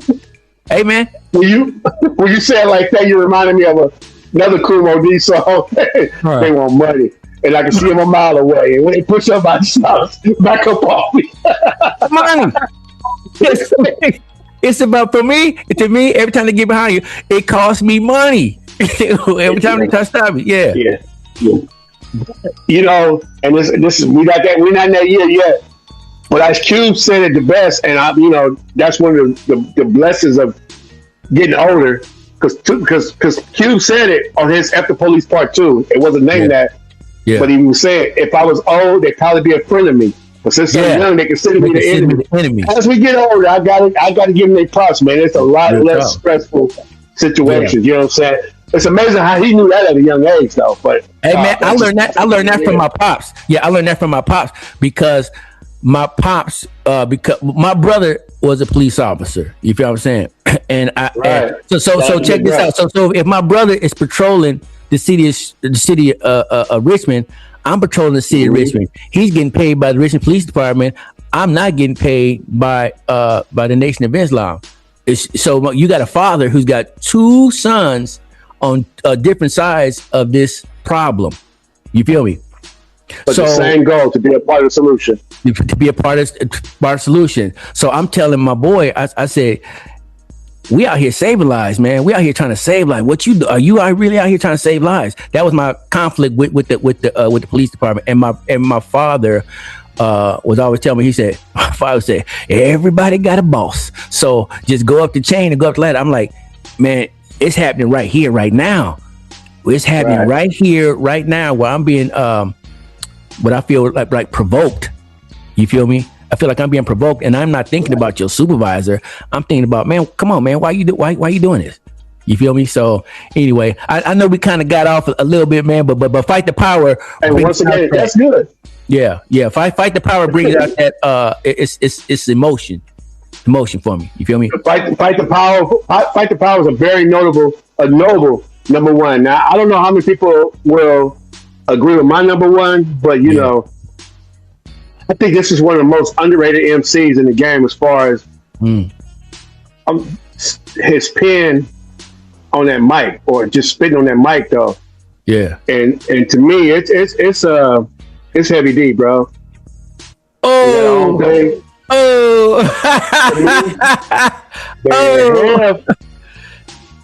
Okay. Picture yourself. Grelly's working a sweat. In the corner, people sitting down and had as much as they could possibly get. Me, I'm lapping, feeling like a champion. Push up on the cutie phone digits, I'm stamping. The stage is packed though, stuffed like an Oreo. Yeah. People said he wears for the Heavy D video, vocal and stereo. People say, here we go. Cutie down front say, Heavy, you're my hero. Understand this before you make a comment. There's always a meaning to a Heavy D statement. In this life, I strive for improvement. Be your own God, follow your own movement. Love is a legend, but me and Legendary at it. Flipping on the mic makes me a rapper acrobat. Come on, bro. Speak on it, man. And for those that don't understand, that's called lyricism. And that last verse too, oh my man, come on, man. Amen. And it's like, amen. And if you think about it, it's like double entendres because he's talking about we got our own thing as far as him and his crew, but also he's talking about our culture. You get what I'm saying? I do. You really listen to it, man. And then the video. Oh man, the video. Hey man, it showed what hip hop was all about. Very simple background, dancing, moving around as big as he was, and just doing his thing while bro. Hey man, brother, man, the way you think, your mind. Hey man, I appreciate your musical. To muse, I learned this a long time ago. To muse is to think. Music, a museum. You're going to think there. An amusement park, you don't have to think here. So music makes you think. You feel what I'm saying? And I like the way you think. You feel what I'm saying, brother? Yeah. I think this is another show, but the top albums of that year, because we could talk for a long time on this because in my top albums, Big Time is there. So when I heard you say that, I listened to the whole album last night, and there was only one that I skipped. There was only one I skipped, and that was the last one. That might have been the filler. Make this world a better land. Better land. No. After that, no, that's Raw. What you talking about? No, it's the no. It wasn't that. I could probably find it, but me and my girl listened to every song from that Heavy D album, and we was like, God dang, because you talk about because there's the producer, that's a candidate for producer of the year, which is Eddie F. Huh? What? But hold on. It wasn't just Eddie F. It wasn't. Eddie F. You're right. Because Eddie F. was one of those ones that a lot of people didn't know all the work he was doing. Yeah. Eddie F. is the truth. He's the truth. He's still working these days. I can't think of right off my head, but his name does come up even in today's music. Yeah. Eddie F. is a boy. Yeah. Now I know there were more producers. Yeah, there were more producers on that album, but the main producer, if I'm gonna give that album, producer of the year, it's going to Eddie F. You feel what I'm saying? Because you had about 4 or 5 producers on there, with Head being one of them. You feel what I'm saying? Guy, my man for Teddy Riley being another one. Teddy Riley. Yeah. And you know what? That's what I was talking about. Ray Kingpin was under Teddy Riley too. Okay. Teddy Riley wasn't just doing R&B. He was in that rap game too. So he had Heavy D. Because remember, that was on Big Town. They was on Uptown Records. Yeah. Remember Uptown is Kicking It? I do. And Heavy D was going on that. So Teddy was a part of that as well. Him and Puff was, they was around together at that time. So now check this. Check this. He might be the producer of the year. We're gonna talk about it. He might be. Hey, Teddy Riley told Bobby Brown, come in here, sing that song like this. Bobby said, I don't want to sing it like that. He said, trust me, it's come. Bobby said, I don't want to sing it like that. Bobby sung it like that, and don't be cruel. Don't be cruel. Sing it like this. Do it like this. And then that album right there is his Thriller. That's his Thriller. That's his Thriller right there. Yeah. Yeah. Hey man, I appreciate that. Teddy. Yeah. I got an honorable mention though, because you talk about Posse Cut Medina, but Tone Log's Wild Thing was probably the biggest record that year. I think that may have been the biggest record that year. Next, probably up there with Fight Power. Commercially and Bust a Move commercially. Wild Thing. Yeah, Wild Thing is not something I'm gonna wake up and say, "Oh, I want to listen to this." But Wild Thing is something it's part of the culture. It's at the club. You feel what I'm saying? It's gonna be on MTV or it's gonna be on your MTV Raps. You're going to hear it. It's going to be part of the movement. It's just not something. And I may have had that single. I know I probably didn't have the album, but I had that single, and it's important to the movement. Is you can't write hip hop history and leave that song out. You know what it is? That's his Can't Touch This. That was his yeah. Okay. Before Can't Touch This came out. So Can't Touch This was Amber's Wild Thing. How everyone say it. Okay. But it was a big record like that at that time. Yeah. Agreed. You're right. Yeah. That's his Can't Touch This. Yeah, you can't touch this. Yeah. Agreed, man. Agreed. Yeah. Hey man. So we gonna do Posse Cut? We doing Posse Cut right now? So we said we can do Posse Cut in Florida here because we definitely got to do 2 shows for sure. We got to do 2 shows because we got a lot to talk about, bro. We got a lot to talk about, yeah. Let's go to Posse Cut. I want the Posse Cut. My Posse Cut of the year. Of the year? We said we got 3. You got 3, right? Hey man, this one here. I know what yours is gonna be. I already know what yours is. You know. You feel I know what yours is. Hold on. No, what yours is. This is not gonna do. Okay, I give you my 3 then. I give. No, his brother. Hold on. No, this brother. Let me put some here. I know what yours is gonna be. Okay. Try to let down. You gonna write it down? All right. Write it down, man. I know what yours is gonna be. I know what yours is going to be. Now, just for people that's watching, and I'm going to be brief when I do it, I asked the brother to come with 3 Posse Cuts of the year, rank them from 3 to 1. But he was like, he's saying this is the one. This one is the one. So we're going to go ahead. We're going to listen to what is your one. I got something on paper here. We're going to see if I have it right. I'm going to give you 2. I give you 2. Because the one was it. Because every time I listened to it, I was like, come on, man. I know what it is. But number 2, Posse cut. This is the definition of a posse cut. It's a song. It may be on the album, may not be on the album, but it's a song by an artist that has at least what? Does two count?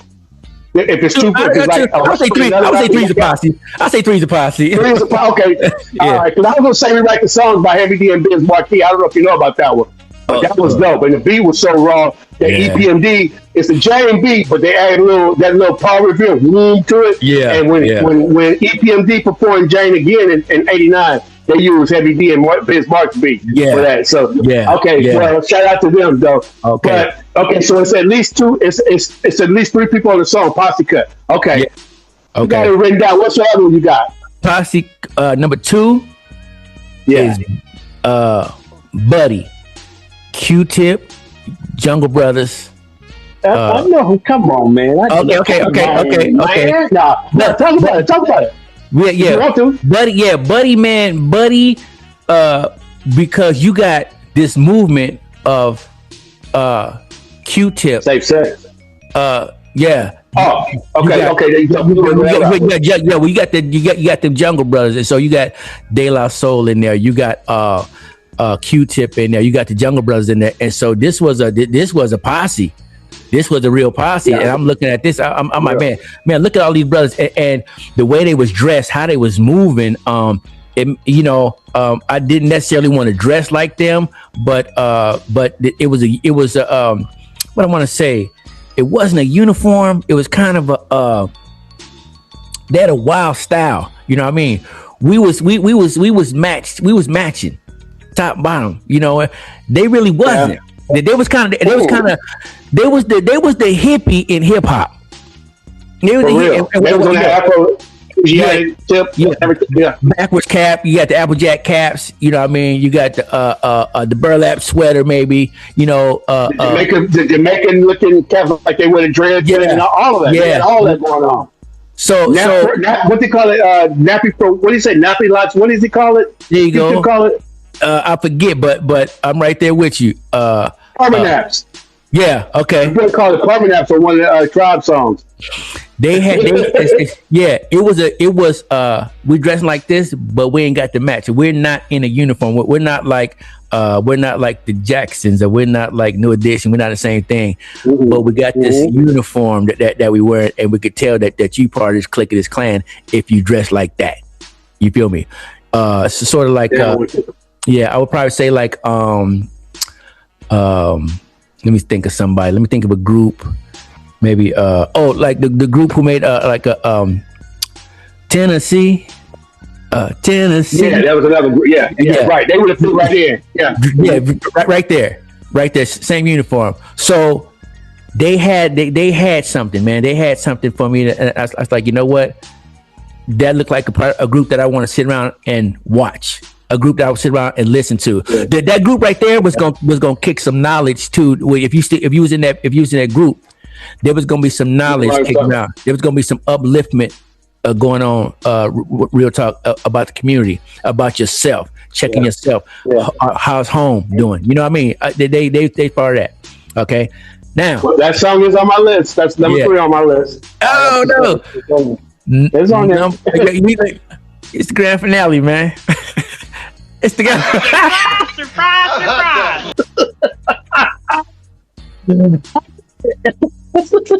I know it, but hey, I understand. Let me ask you something. Let me ask you this question. Did you know that would be Ice Cube's absolute last song with NWA? No. Wow. But the way he rapped it seemed like he knew it was his last song, though. If you listen to that movie, it looked like he knew.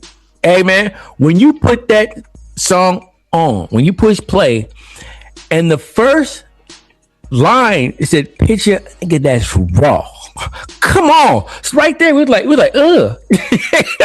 Come on. What you see is what you saw. Hey, man.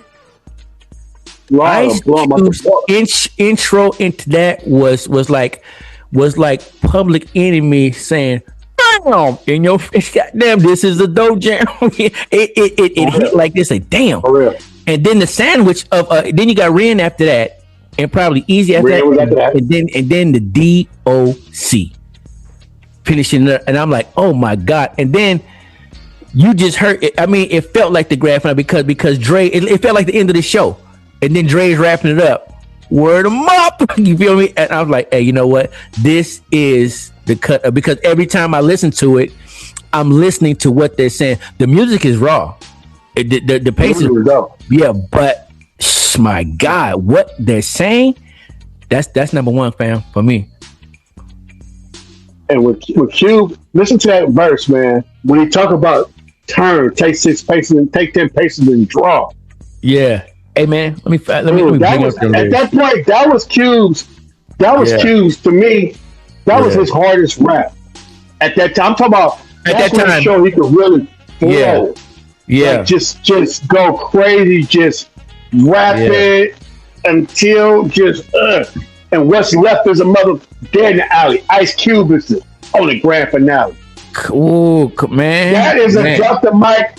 That's a drop the mic moment if there ever was one. And that's the last song Ice Cube performed with NWA.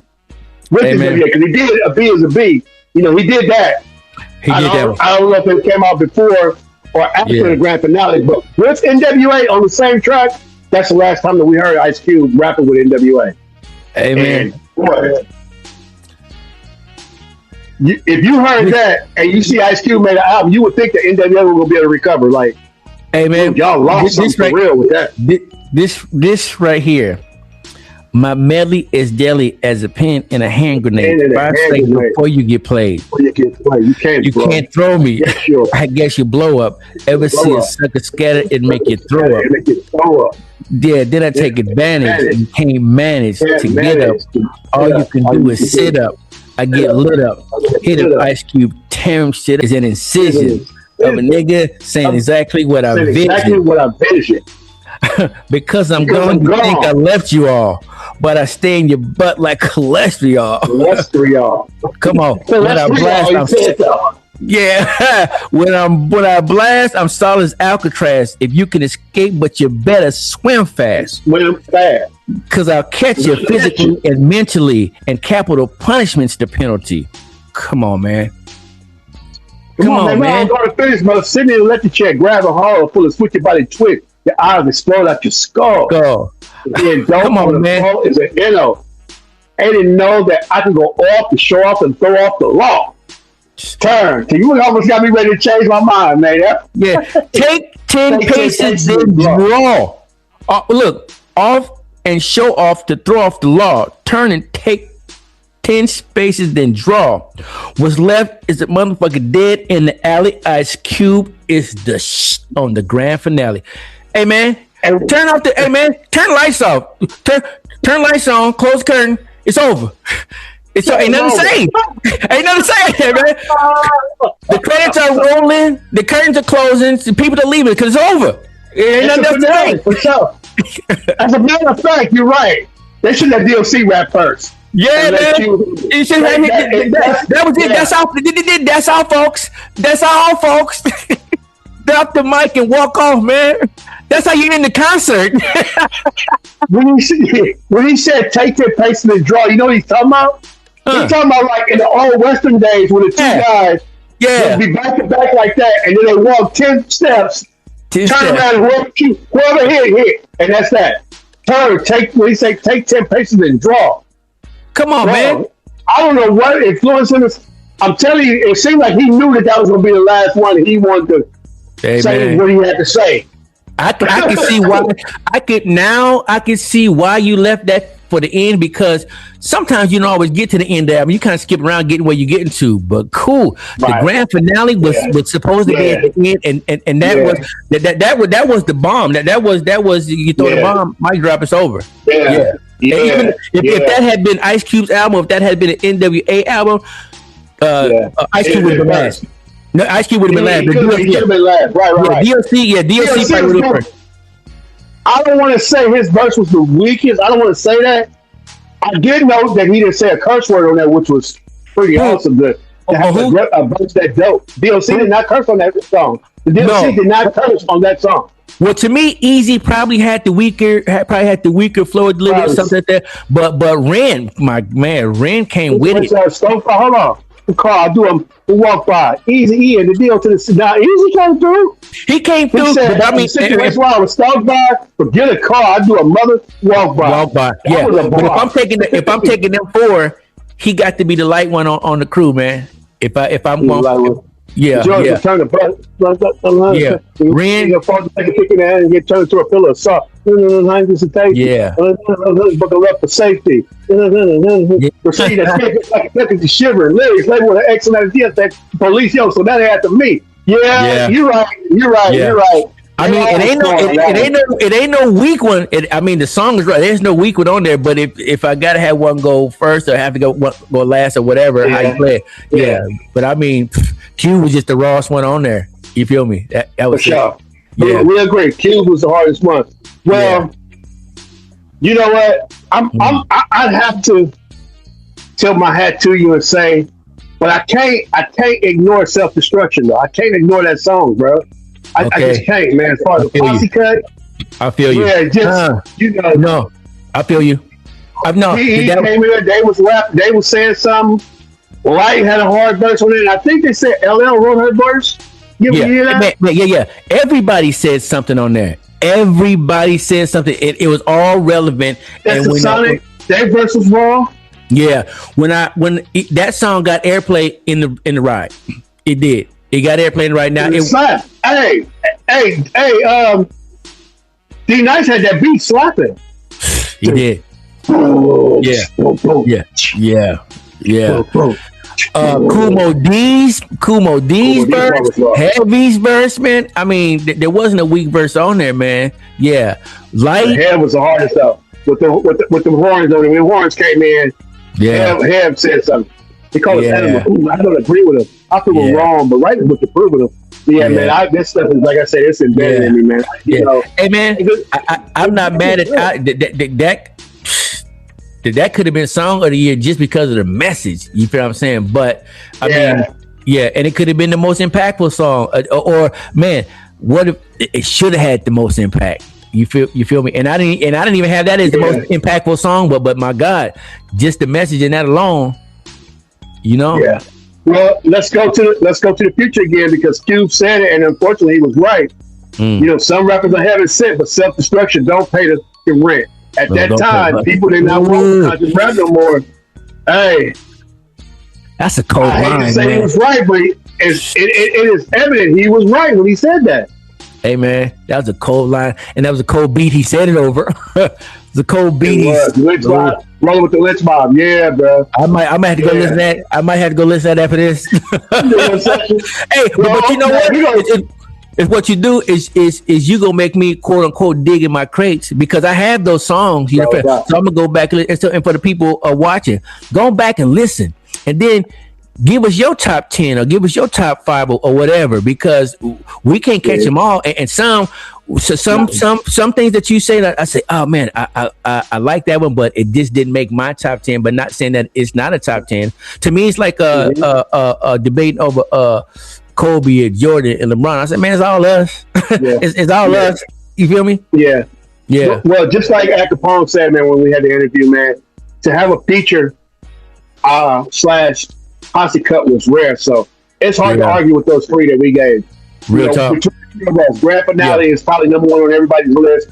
Yeah, it's hard to argue with that. But you know, if somebody can think of another Posse Cut that maybe we didn't think of, you know, rappers that are not usually rapping together. You know, that's the thing. Later, it became a thing, but then it wasn't the medium. So, you know, well, how about Film of the Year though? Yeah, I would say. Well, we'll go back to Posse Cut. I would say that it wasn't common. So when you saw some people get together, it was like if you was on if Sanford and Son showed up to on the Jeffersons, you know what I mean? They you feel me? They usually together.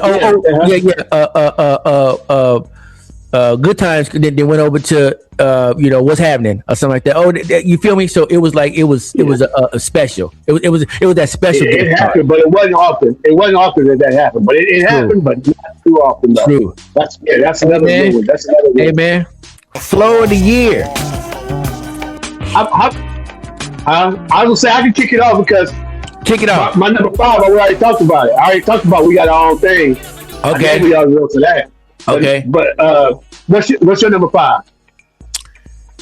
Hey man, my number 5 is going to be off the Big Time album. More bounce. Huh? More bounce to the ounce. More bounce. Because I was wrestling with that. I know. More bounce. Man. That might be the hardest flow over the more bounce beat. Lyrically. Yeah. I'm talking about not because you can't go wrong with the song, but when you talk about bars, that's what Heavy showed that he could rap. And he sped it up a little bit. Ridiculous. And really the album. Kick drum was hitting harder. Yeah, that album and how the tracks are where the tracks are placed on that album is perfect. It's perfect. Yeah. That's producing and arranging right there. That's what that is. Ridiculous. And I learned from Dre that's important on where you put the song. And Michael Jackson is where you put the song on the album for it to have the biggest impact. And that album, the placement of it's similar to, I would say it's similar to the Chronic. It's where it's supposed to be. I think more people need to go back and listen to that album and really understand who Heavy D was. The whole thing. For real. And East Coast was underrated lyricist. Yeah, the albums that came after that too, Blue Funk and Waterbed, the Waterbed one. Come on, man. Yeah. That was grown, man. Heavy D. On that one, he was grown. Yeah, and he was still talking to the ladies, but he on that Mo Bounce, you could see that big boy moving because that big boy could dance. And guess what?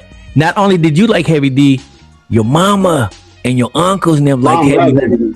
They love Heavy D. They love. They didn't call him Hev. They called him. They gave him a nickname. They called him Hev. Yeah. Once height 6'3", stop squeezing. Hey, Heavy D. You just watch your car. Come up on blazing. Favorite pastime. He's staying inside. He was going crazy. He's going crazy, man. You got. I mean, it kind of the way you come off on the songs, man. I just had the lyrics just right there, man. It amazes me.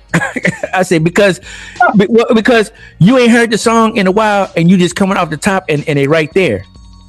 You know, I listen to Big Time either. I haven't listened to it in a minute, but it's just again. Yeah, I listened to it a lot back then. I listened to it a lot. Okay, man. I don't remember where it sat on my list for the top albums. What we'll probably do is do another episode, and we'll come back and talk about the album. Okay.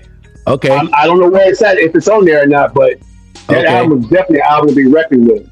Okay. Number 4 for me, man. I did number 5. Start with you. You do your number 4. My number 4. Yeah. Big old butt. LL Cool J. Song that Flow of the Year? Yeah. Oh. Yeah. Because there wasn't a lot of records like that, I can kind of see that. Yeah. And how you doing? Yeah, you can hear his personality come on. I said, "How you doing? My name's Big Al." Ask me how I live because you don't live as well. He said, and Tina got a big old butt, so I'm leaving you. See ya. He was playing on there, but I was at the mall, Cole playing the ball. Come on the milkshake. You know what I mean? He went to the school. He went to the schoolhouse. He went to Red Lobster. Yeah. He worked there with Brenda. But I didn't remember. He was playing with it. That was a great story. For real. It was a great story. Yeah. So big old butt for me, man.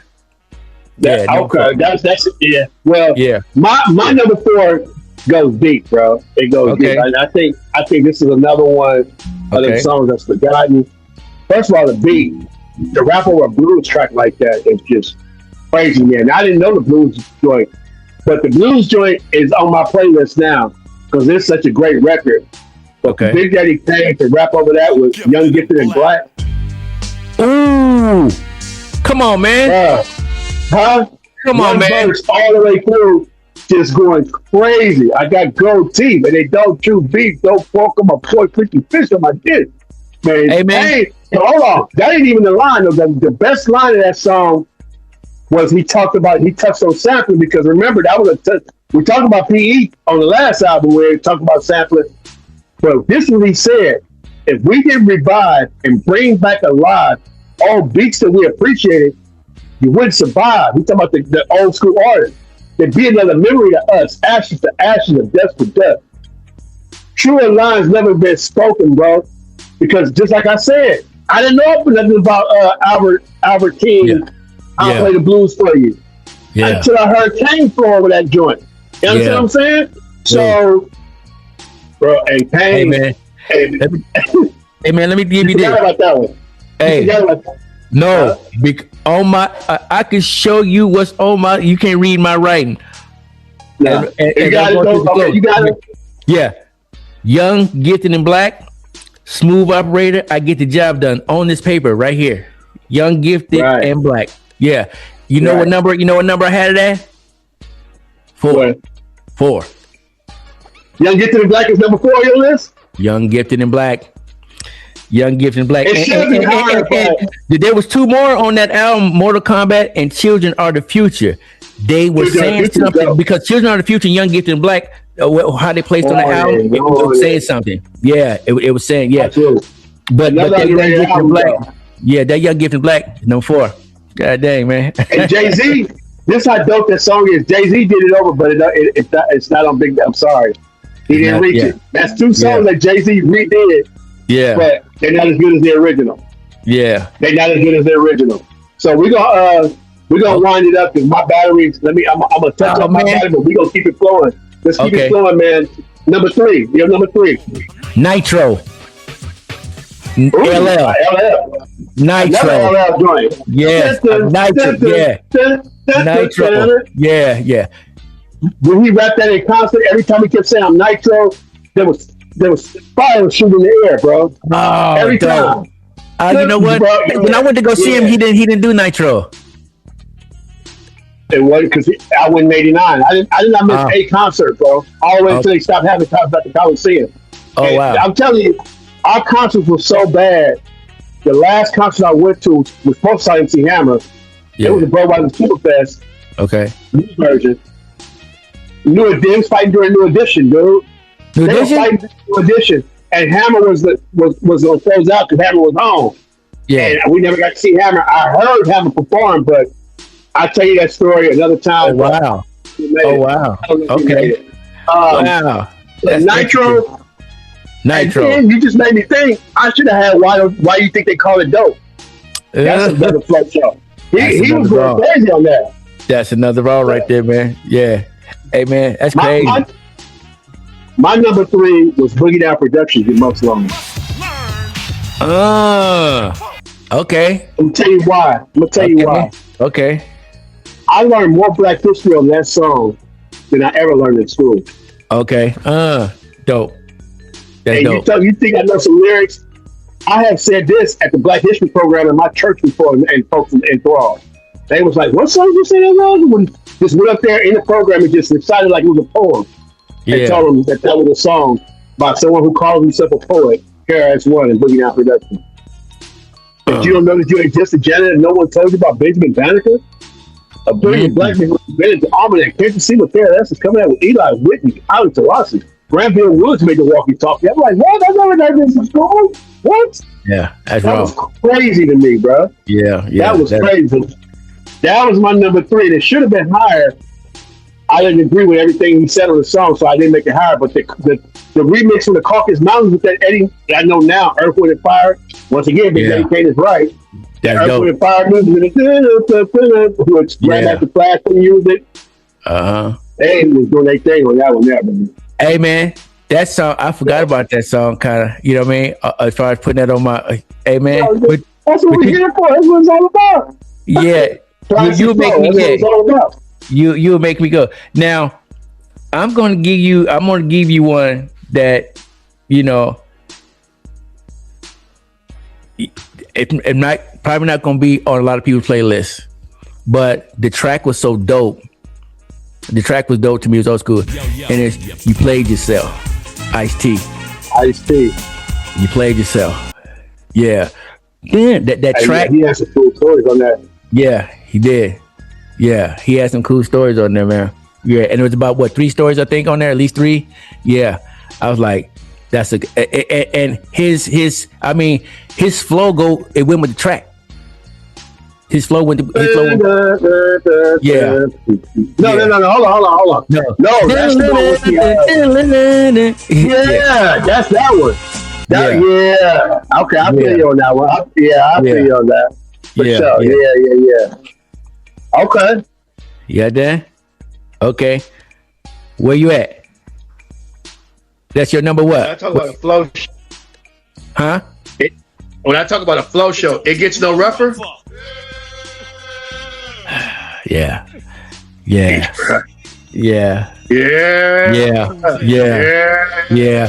I kind of forgot about that one.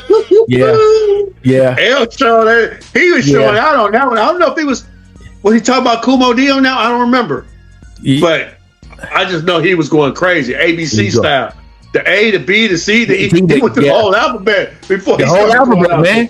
The whole alphabet. Yeah, it sounds like we're doing that Carl Can I commercial. The A, the B, the C, the D. Yeah. That's where he got it from. Yeah. This song right here. Yeah. Okay. What's number 2 for you? Oh. Don't tell me you freestyled over there. No.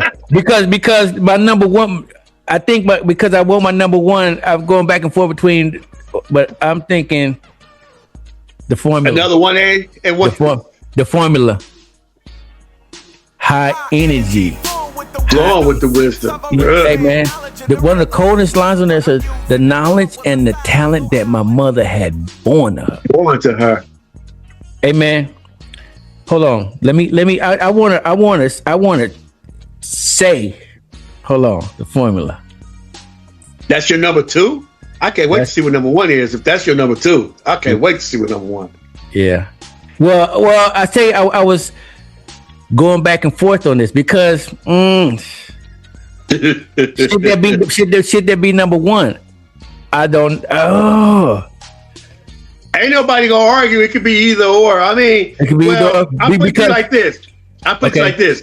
If it's your number 1, can't nobody argue with that. If it's your number 2, we all wait to see what number 1 is gonna be. I'm going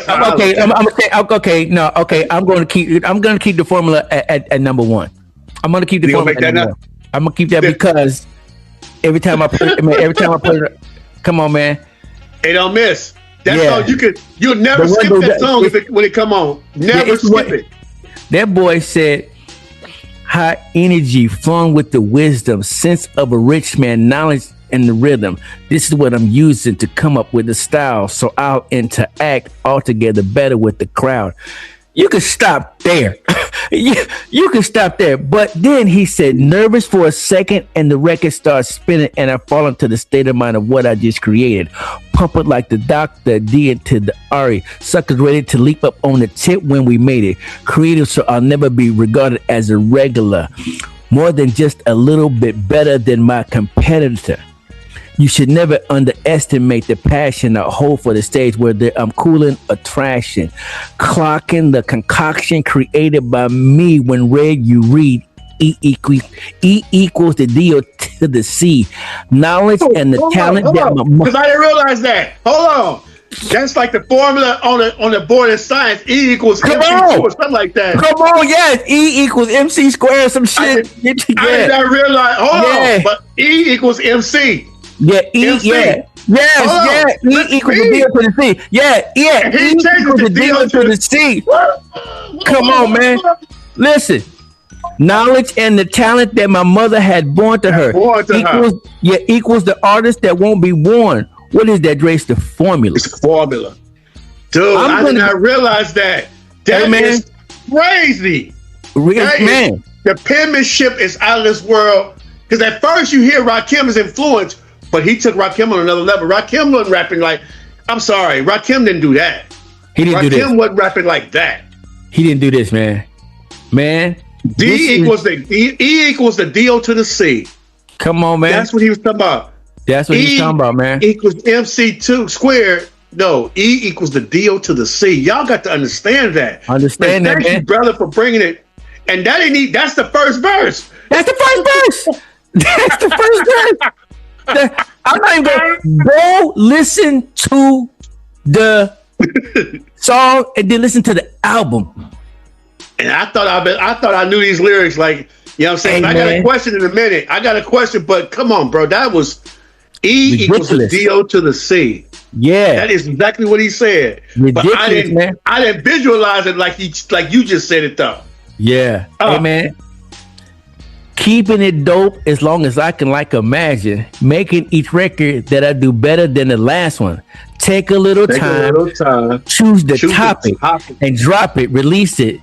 The science of making dope beats with rhythmic American poetry. That was gonna be my trivia question. According to the DOC, what is RAP?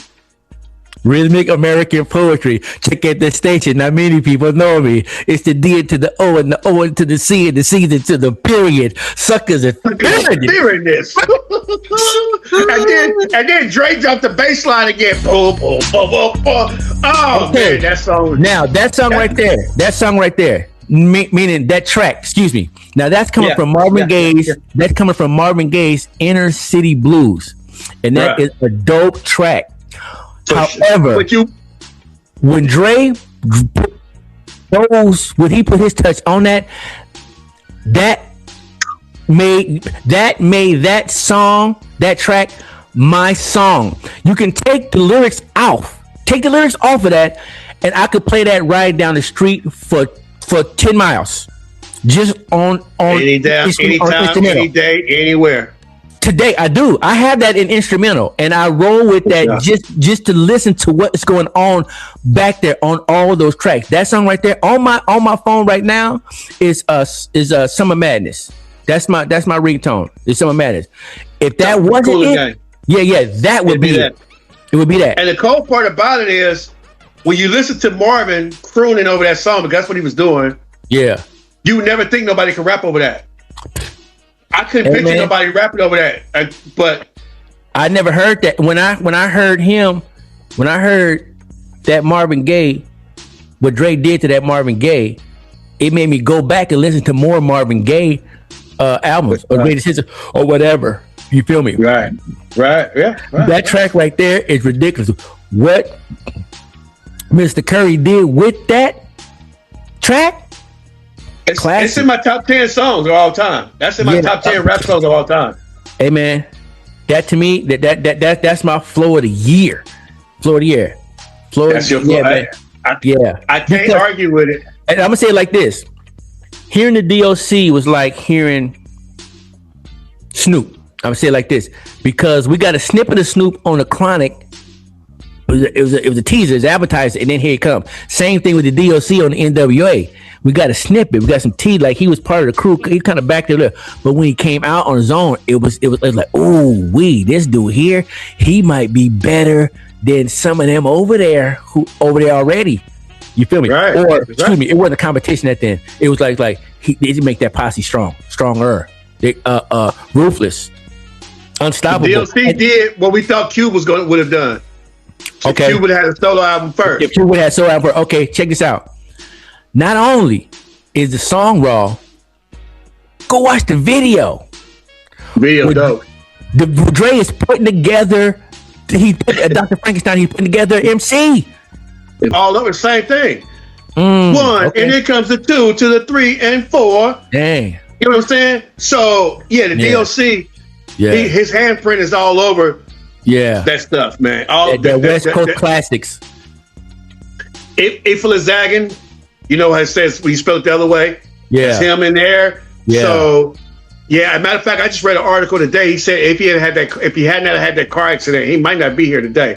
You know what I mean? Because they humbled him and it slowed him down for real. I feel you. Well, the man was on top. He was Tupac before Tupac. Yeah, he really was. I told 2 people, maybe 3 people before I got on here, because they were saying, asking what the show was going to be about, blah, blah, blah. And I told them, I gave them my flow for the year, and they was like, ooh. They all of us like that. Let me go back. Man, go back. Go back and listen to that guy. And then one guy said, one of my partners from Georgia said, man, had he not had that accident, it was a career cut short. I was like, nah, probably saved his life. And he said that. It's in a recent interview. I'll see if I can find it and post it on here. When I think about that shit today, bro, first off, I was fucking up. You know what I mean? I was high. White girls that just gave me some ecstasy. I was drunk. I did cocaine the night before. You know, and so it was just all in my system. But it's a G.O.D. thing, bro. Like my whole path was just a path I had to walk to get me to this point today, so I can do well, so God can put me in a position to do what I'm supposed to do here at the crib. That guy's in the Hall of Fame. For real. He should have a star on the Walk of Fame, whatever. Let me say this, because I know beyond a shadow of a doubt, his album's going to be on your list. It's on my list too. But let me tell you something. Let me just share this before I get into my number one song. Okay. And utmost respect for DOC. Yeah. The DOC is the reason why I can never say Biggie is the greatest of all time, because I'm looking at debut albums. To me, in a nutshell, before Biggie left here, he had one album. So if I take Ready to Die and I put it up against No One Can Do It Better, track for track, brother, Big is not touching. I love the way you think, because you know when somebody said who's the greatest rappers of all time, and now I'm looking at the body of work. When you left here, let's say two, you had two done. You had two done, and it was great too. But to me, it was like say the running back for Denver, was it Terrell Davis? Terrell Davis, great, right? Well, you had them headaches, and he's going. They eventually made it to the Hall of Fame, but it was a debate: should you be in the Hall of Fame? I got that same question, and I know my opinion is gonna get you. What are you talking about, Biggie? Yeah, because you only had two albums. Pac left. How many albums Pac had when he left? So look at all the work he was doing. What he left us with. Yeah, what he left us with. So I'm saying the body of work is that my favorite rapper? Look, is Pac the best rapper ever? Probably. He's not my favorite rapper of all time. Because my favorite rapper of all time has more content out there. You I got you. Yeah, Jay? that could be. Huh? No. Jay, your favorite? No. It ain't No. Jay? Oh, No. okay. No. That'd be interesting. No. That'd be interesting to know. I can tell you right now. We can wait. Because I can tell you who my favorite rapper is. To me, he's the man. He's Too short. No. Is Method Man? Method Man. Okay. Method Man. Okay. Method Man. Me and Method Man around the same age, and he's still his pen is lethal. He not just he's lethal. And when Method he's Man, the best favorite lyricist, then that's what you're saying. Yes, sir. When he comes out on the stage, his performance, it's the overall thing. Because Pac wasn't just Pac embodied a whole lot of stuff. Movie on TV screen, Method Man 2. The ladies, Method Man 2. You feel what I'm saying? Style, energy. When Method Man show up, if you go to a Wu-Tang concert when Method Man is there, the energy goes up. If Method Man ain't there, but they're complaining. One of them other ones could probably miss it, because I would say Meth is probably the Michael Jackson. Yeah, I was and no diss to Wu-Tang. Method Man is probably the Michael Jackson of Wu-Tang. I would say absolutely. I agree with that. I agree with that. Yeah. I don't even know the other brothers. I don't dig their music. Oh, what? Oh man, I'm glad you're here. I'm glad, but you know what? Once you listen to Wu-Tang, and I want you to listen with some good ears. If you don't feel a certain kind of way about Wu-Tang, I'm gonna send somebody over there to get scan you with CAT scan, something, because those brothers here, to me, they are the most important group in hip hop history. The most important group. Yeah. Okay. You know what we was listening to at that time? E40 and the Click. I don't know if you heard the Click's first album, and I just found out they are the Jackson family. They're the first family of rap.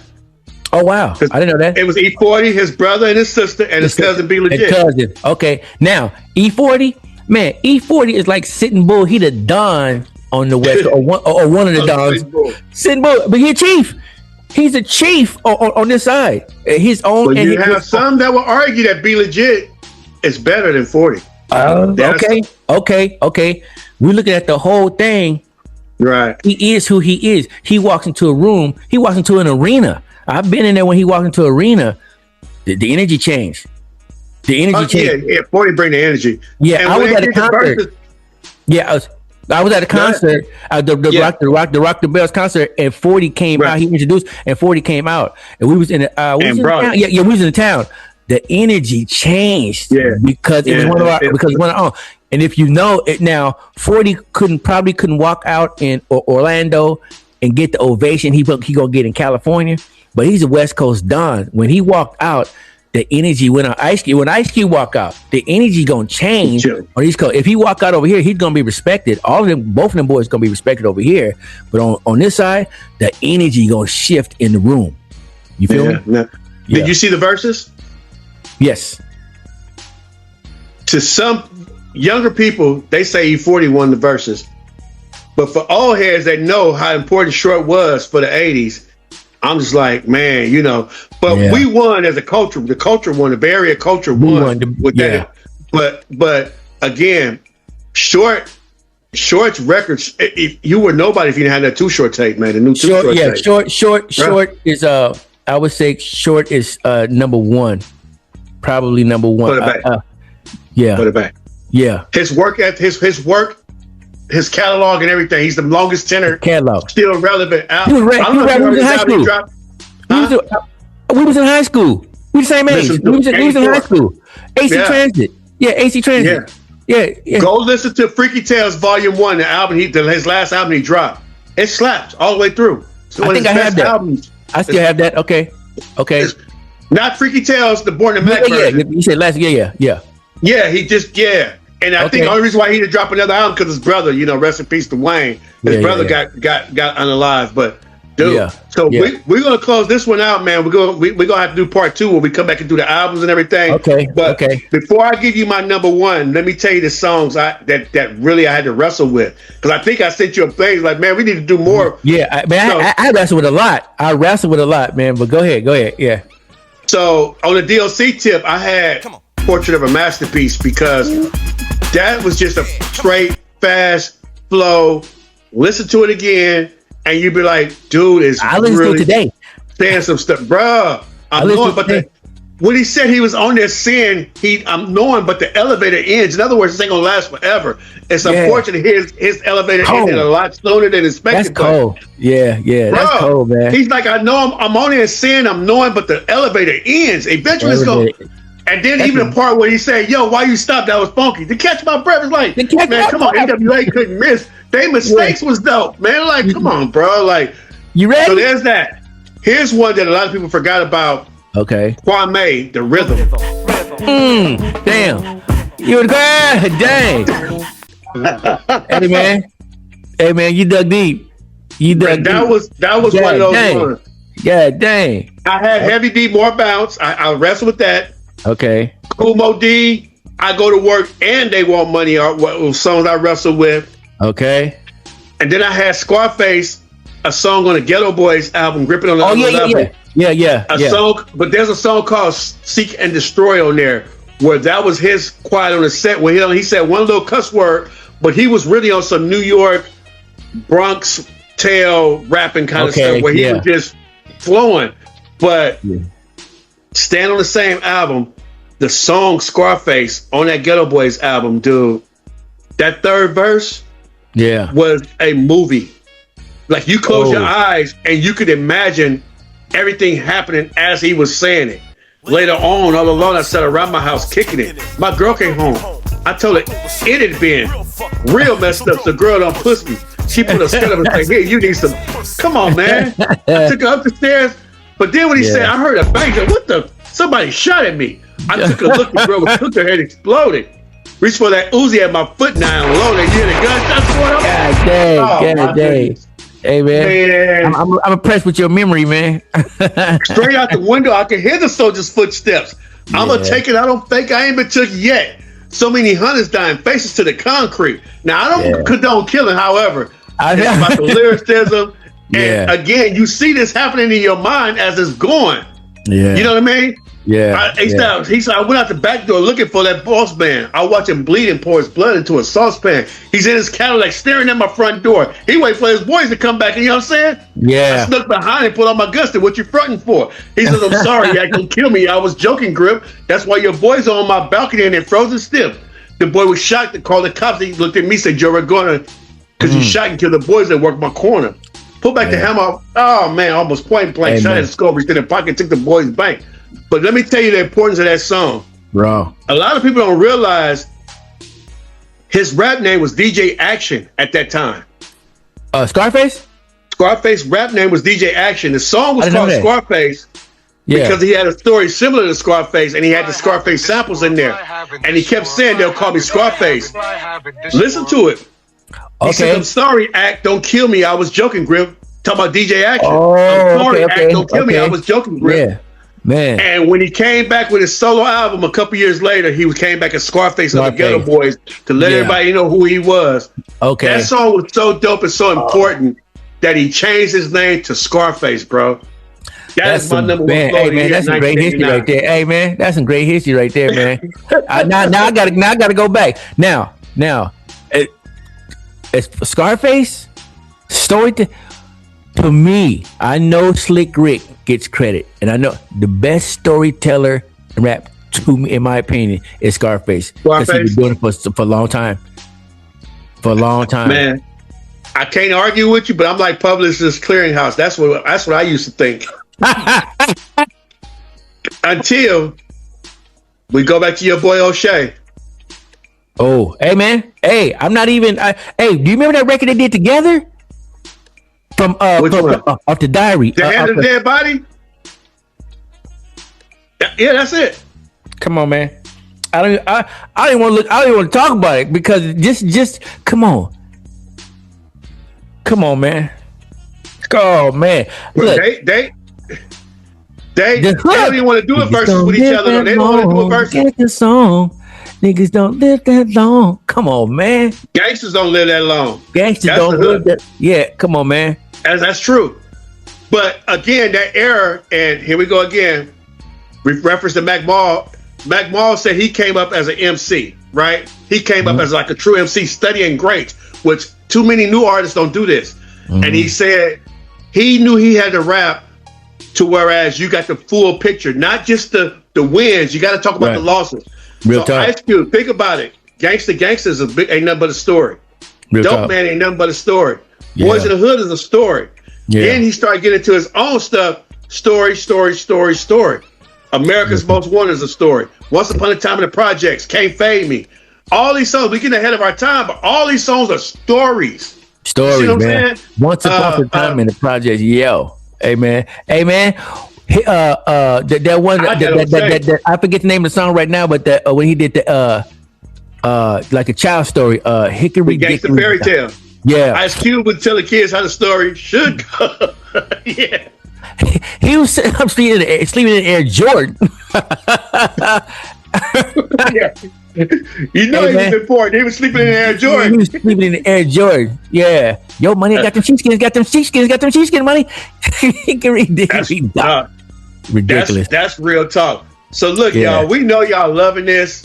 I mean, come on, man. Me and my man just feeling, you know what I'm saying? Yeah. And they used to stay in New York. You know what I mean? But that's all a part of 1989. The songs, and we haven't even gotten to the albums yet, but the flows, it's all culture. That's what it's all about, man. It's classic flow. Real talk. It's the music, it's the mix, the culture, the movement. Yeah. And the question is, this is part one. Do you agree? Is the question. Yeah. Or did we get it all completely wrong? I know we ain't get it completely wrong because, like I said, them flows can't be argued. No. You know what I'm saying? It's somebody out there with some knowledge, and put it in the comment. What did we miss, or what do you think? Yeah, what do you think? What do you think? What was your top 10 or top 5 or whatever? What was the flow, the most impactful? What impacted you? Because guess what? What impacted me? I could hear something, and what impacted me at this time? Well, guess what? I just got my freedom. Maybe I was 22, 23, 24, 25. I was kind of feeling myself. And so this song right here reminds me of the time when we was something, you know, me and my boys, me and that girl, you feel me? Now I hear that same song or the song come out when I'm in my 30s or 40s, it ain't gonna hit like it hit then because of the feeling that first girl gave you or whatever, you feel what I'm saying? Or your first time you going into the club and say, I'm really out here and I don't have to go home. Ain't nobody looking for me. No more happy home like that. Yeah, it hit different. I ain't got to check to see your mama. I think, or if your woman was with you, I say, oh, I got to hurry and get back because she's gonna be tripping because last time I came in so late. Whatever your feeling was that song, and you heard that song at that time in that era, that high top or whatever it is, it's gonna make you feel a certain kind of way. So basically, it comes down to how did this make you feel at that time? You feel what I'm saying? Right. Yeah. Because hey, if the music didn't touch you and make you feel some kind of way, then something is wong with real talk. Yeah, real talk. If it didn't burn you on the inside, your wood is wet. I mean, seriously, something's wrong, bro. Hey man, if I hear Stevie Wonder right now, it's 19. I'm in the first grade. Mama I smell spam. I smell eggs. I smell grits. The radio is on top of the radio is coming out of my grandfather's little transistor radio, a little AM radio. I don't even know what FM was. It's on top of the refrigerator. You feel what I'm saying? If you really love me, you feel what I'm saying? That's my memory of getting ready to go to school. You feel what I'm saying? Mama cooked. Mama in there. Your mama was cooking. She was cooking the breakfast with all hog. For real. Yeah. Mama cooking everything from roots to the bacon, spam, whatever. I smell good. But every time I hear that song, I smell the bacon. I smell the spam. I smell the butter. You feel me? Yeah. Real talk. I feel you, bro. The KWD could have been the king of R&B, y'all. Who would have thought? Hey, man, we talking, and right now, see, me and my folks. Shout out to my boy Mike Evans in Cleveland. We talk R&B. We talk it all, and the impact of Earth, Wind, and Fire or Ohio players. You know what I mean? We get deep into it. Michael, what's our favorite Michael Jackson album? So it's just the music. Right now, we in the hip hop. Hip hop is like the hip hop artists are like news reporters. You feel what I'm saying? I can find out what's going on in your city. You can find out what's going on in my city. The hip and hip hop means what's going on right now. That's the hip and hip hop. Hip to it. You feel what I'm saying? Hip to it. Yeah. So I'm in there listening to the latest news report. What's the news report? You feel what y'all talking about? They really ain't talking about now. Let me go over here. They talking about something over here. Let me go back in. Oh, remember back in '89? I like what they was talking about. Let's open up that newspaper. let's open up that report, and we go back and listen to it. You feel me? It's sort of like that. You feel me? But it just don't. But it don't end. And the more you know, the further back you go. You feel me? And that's the best part of Classic Flow is that you can go back to any one of those years: 84, 85, 86, 87. 88, we halfway through 89, y'all. We're gonna call it springtime, and we're gonna come back to another episode because the summer was 89 is the number, another summer. You know what I mean? Ridiculous. But make sure you like, you comment, you subscribe, and we'll see you in the next episode. Peace, man. Kyrie, what's up? Drop some dope on these fools. I represent the gay area.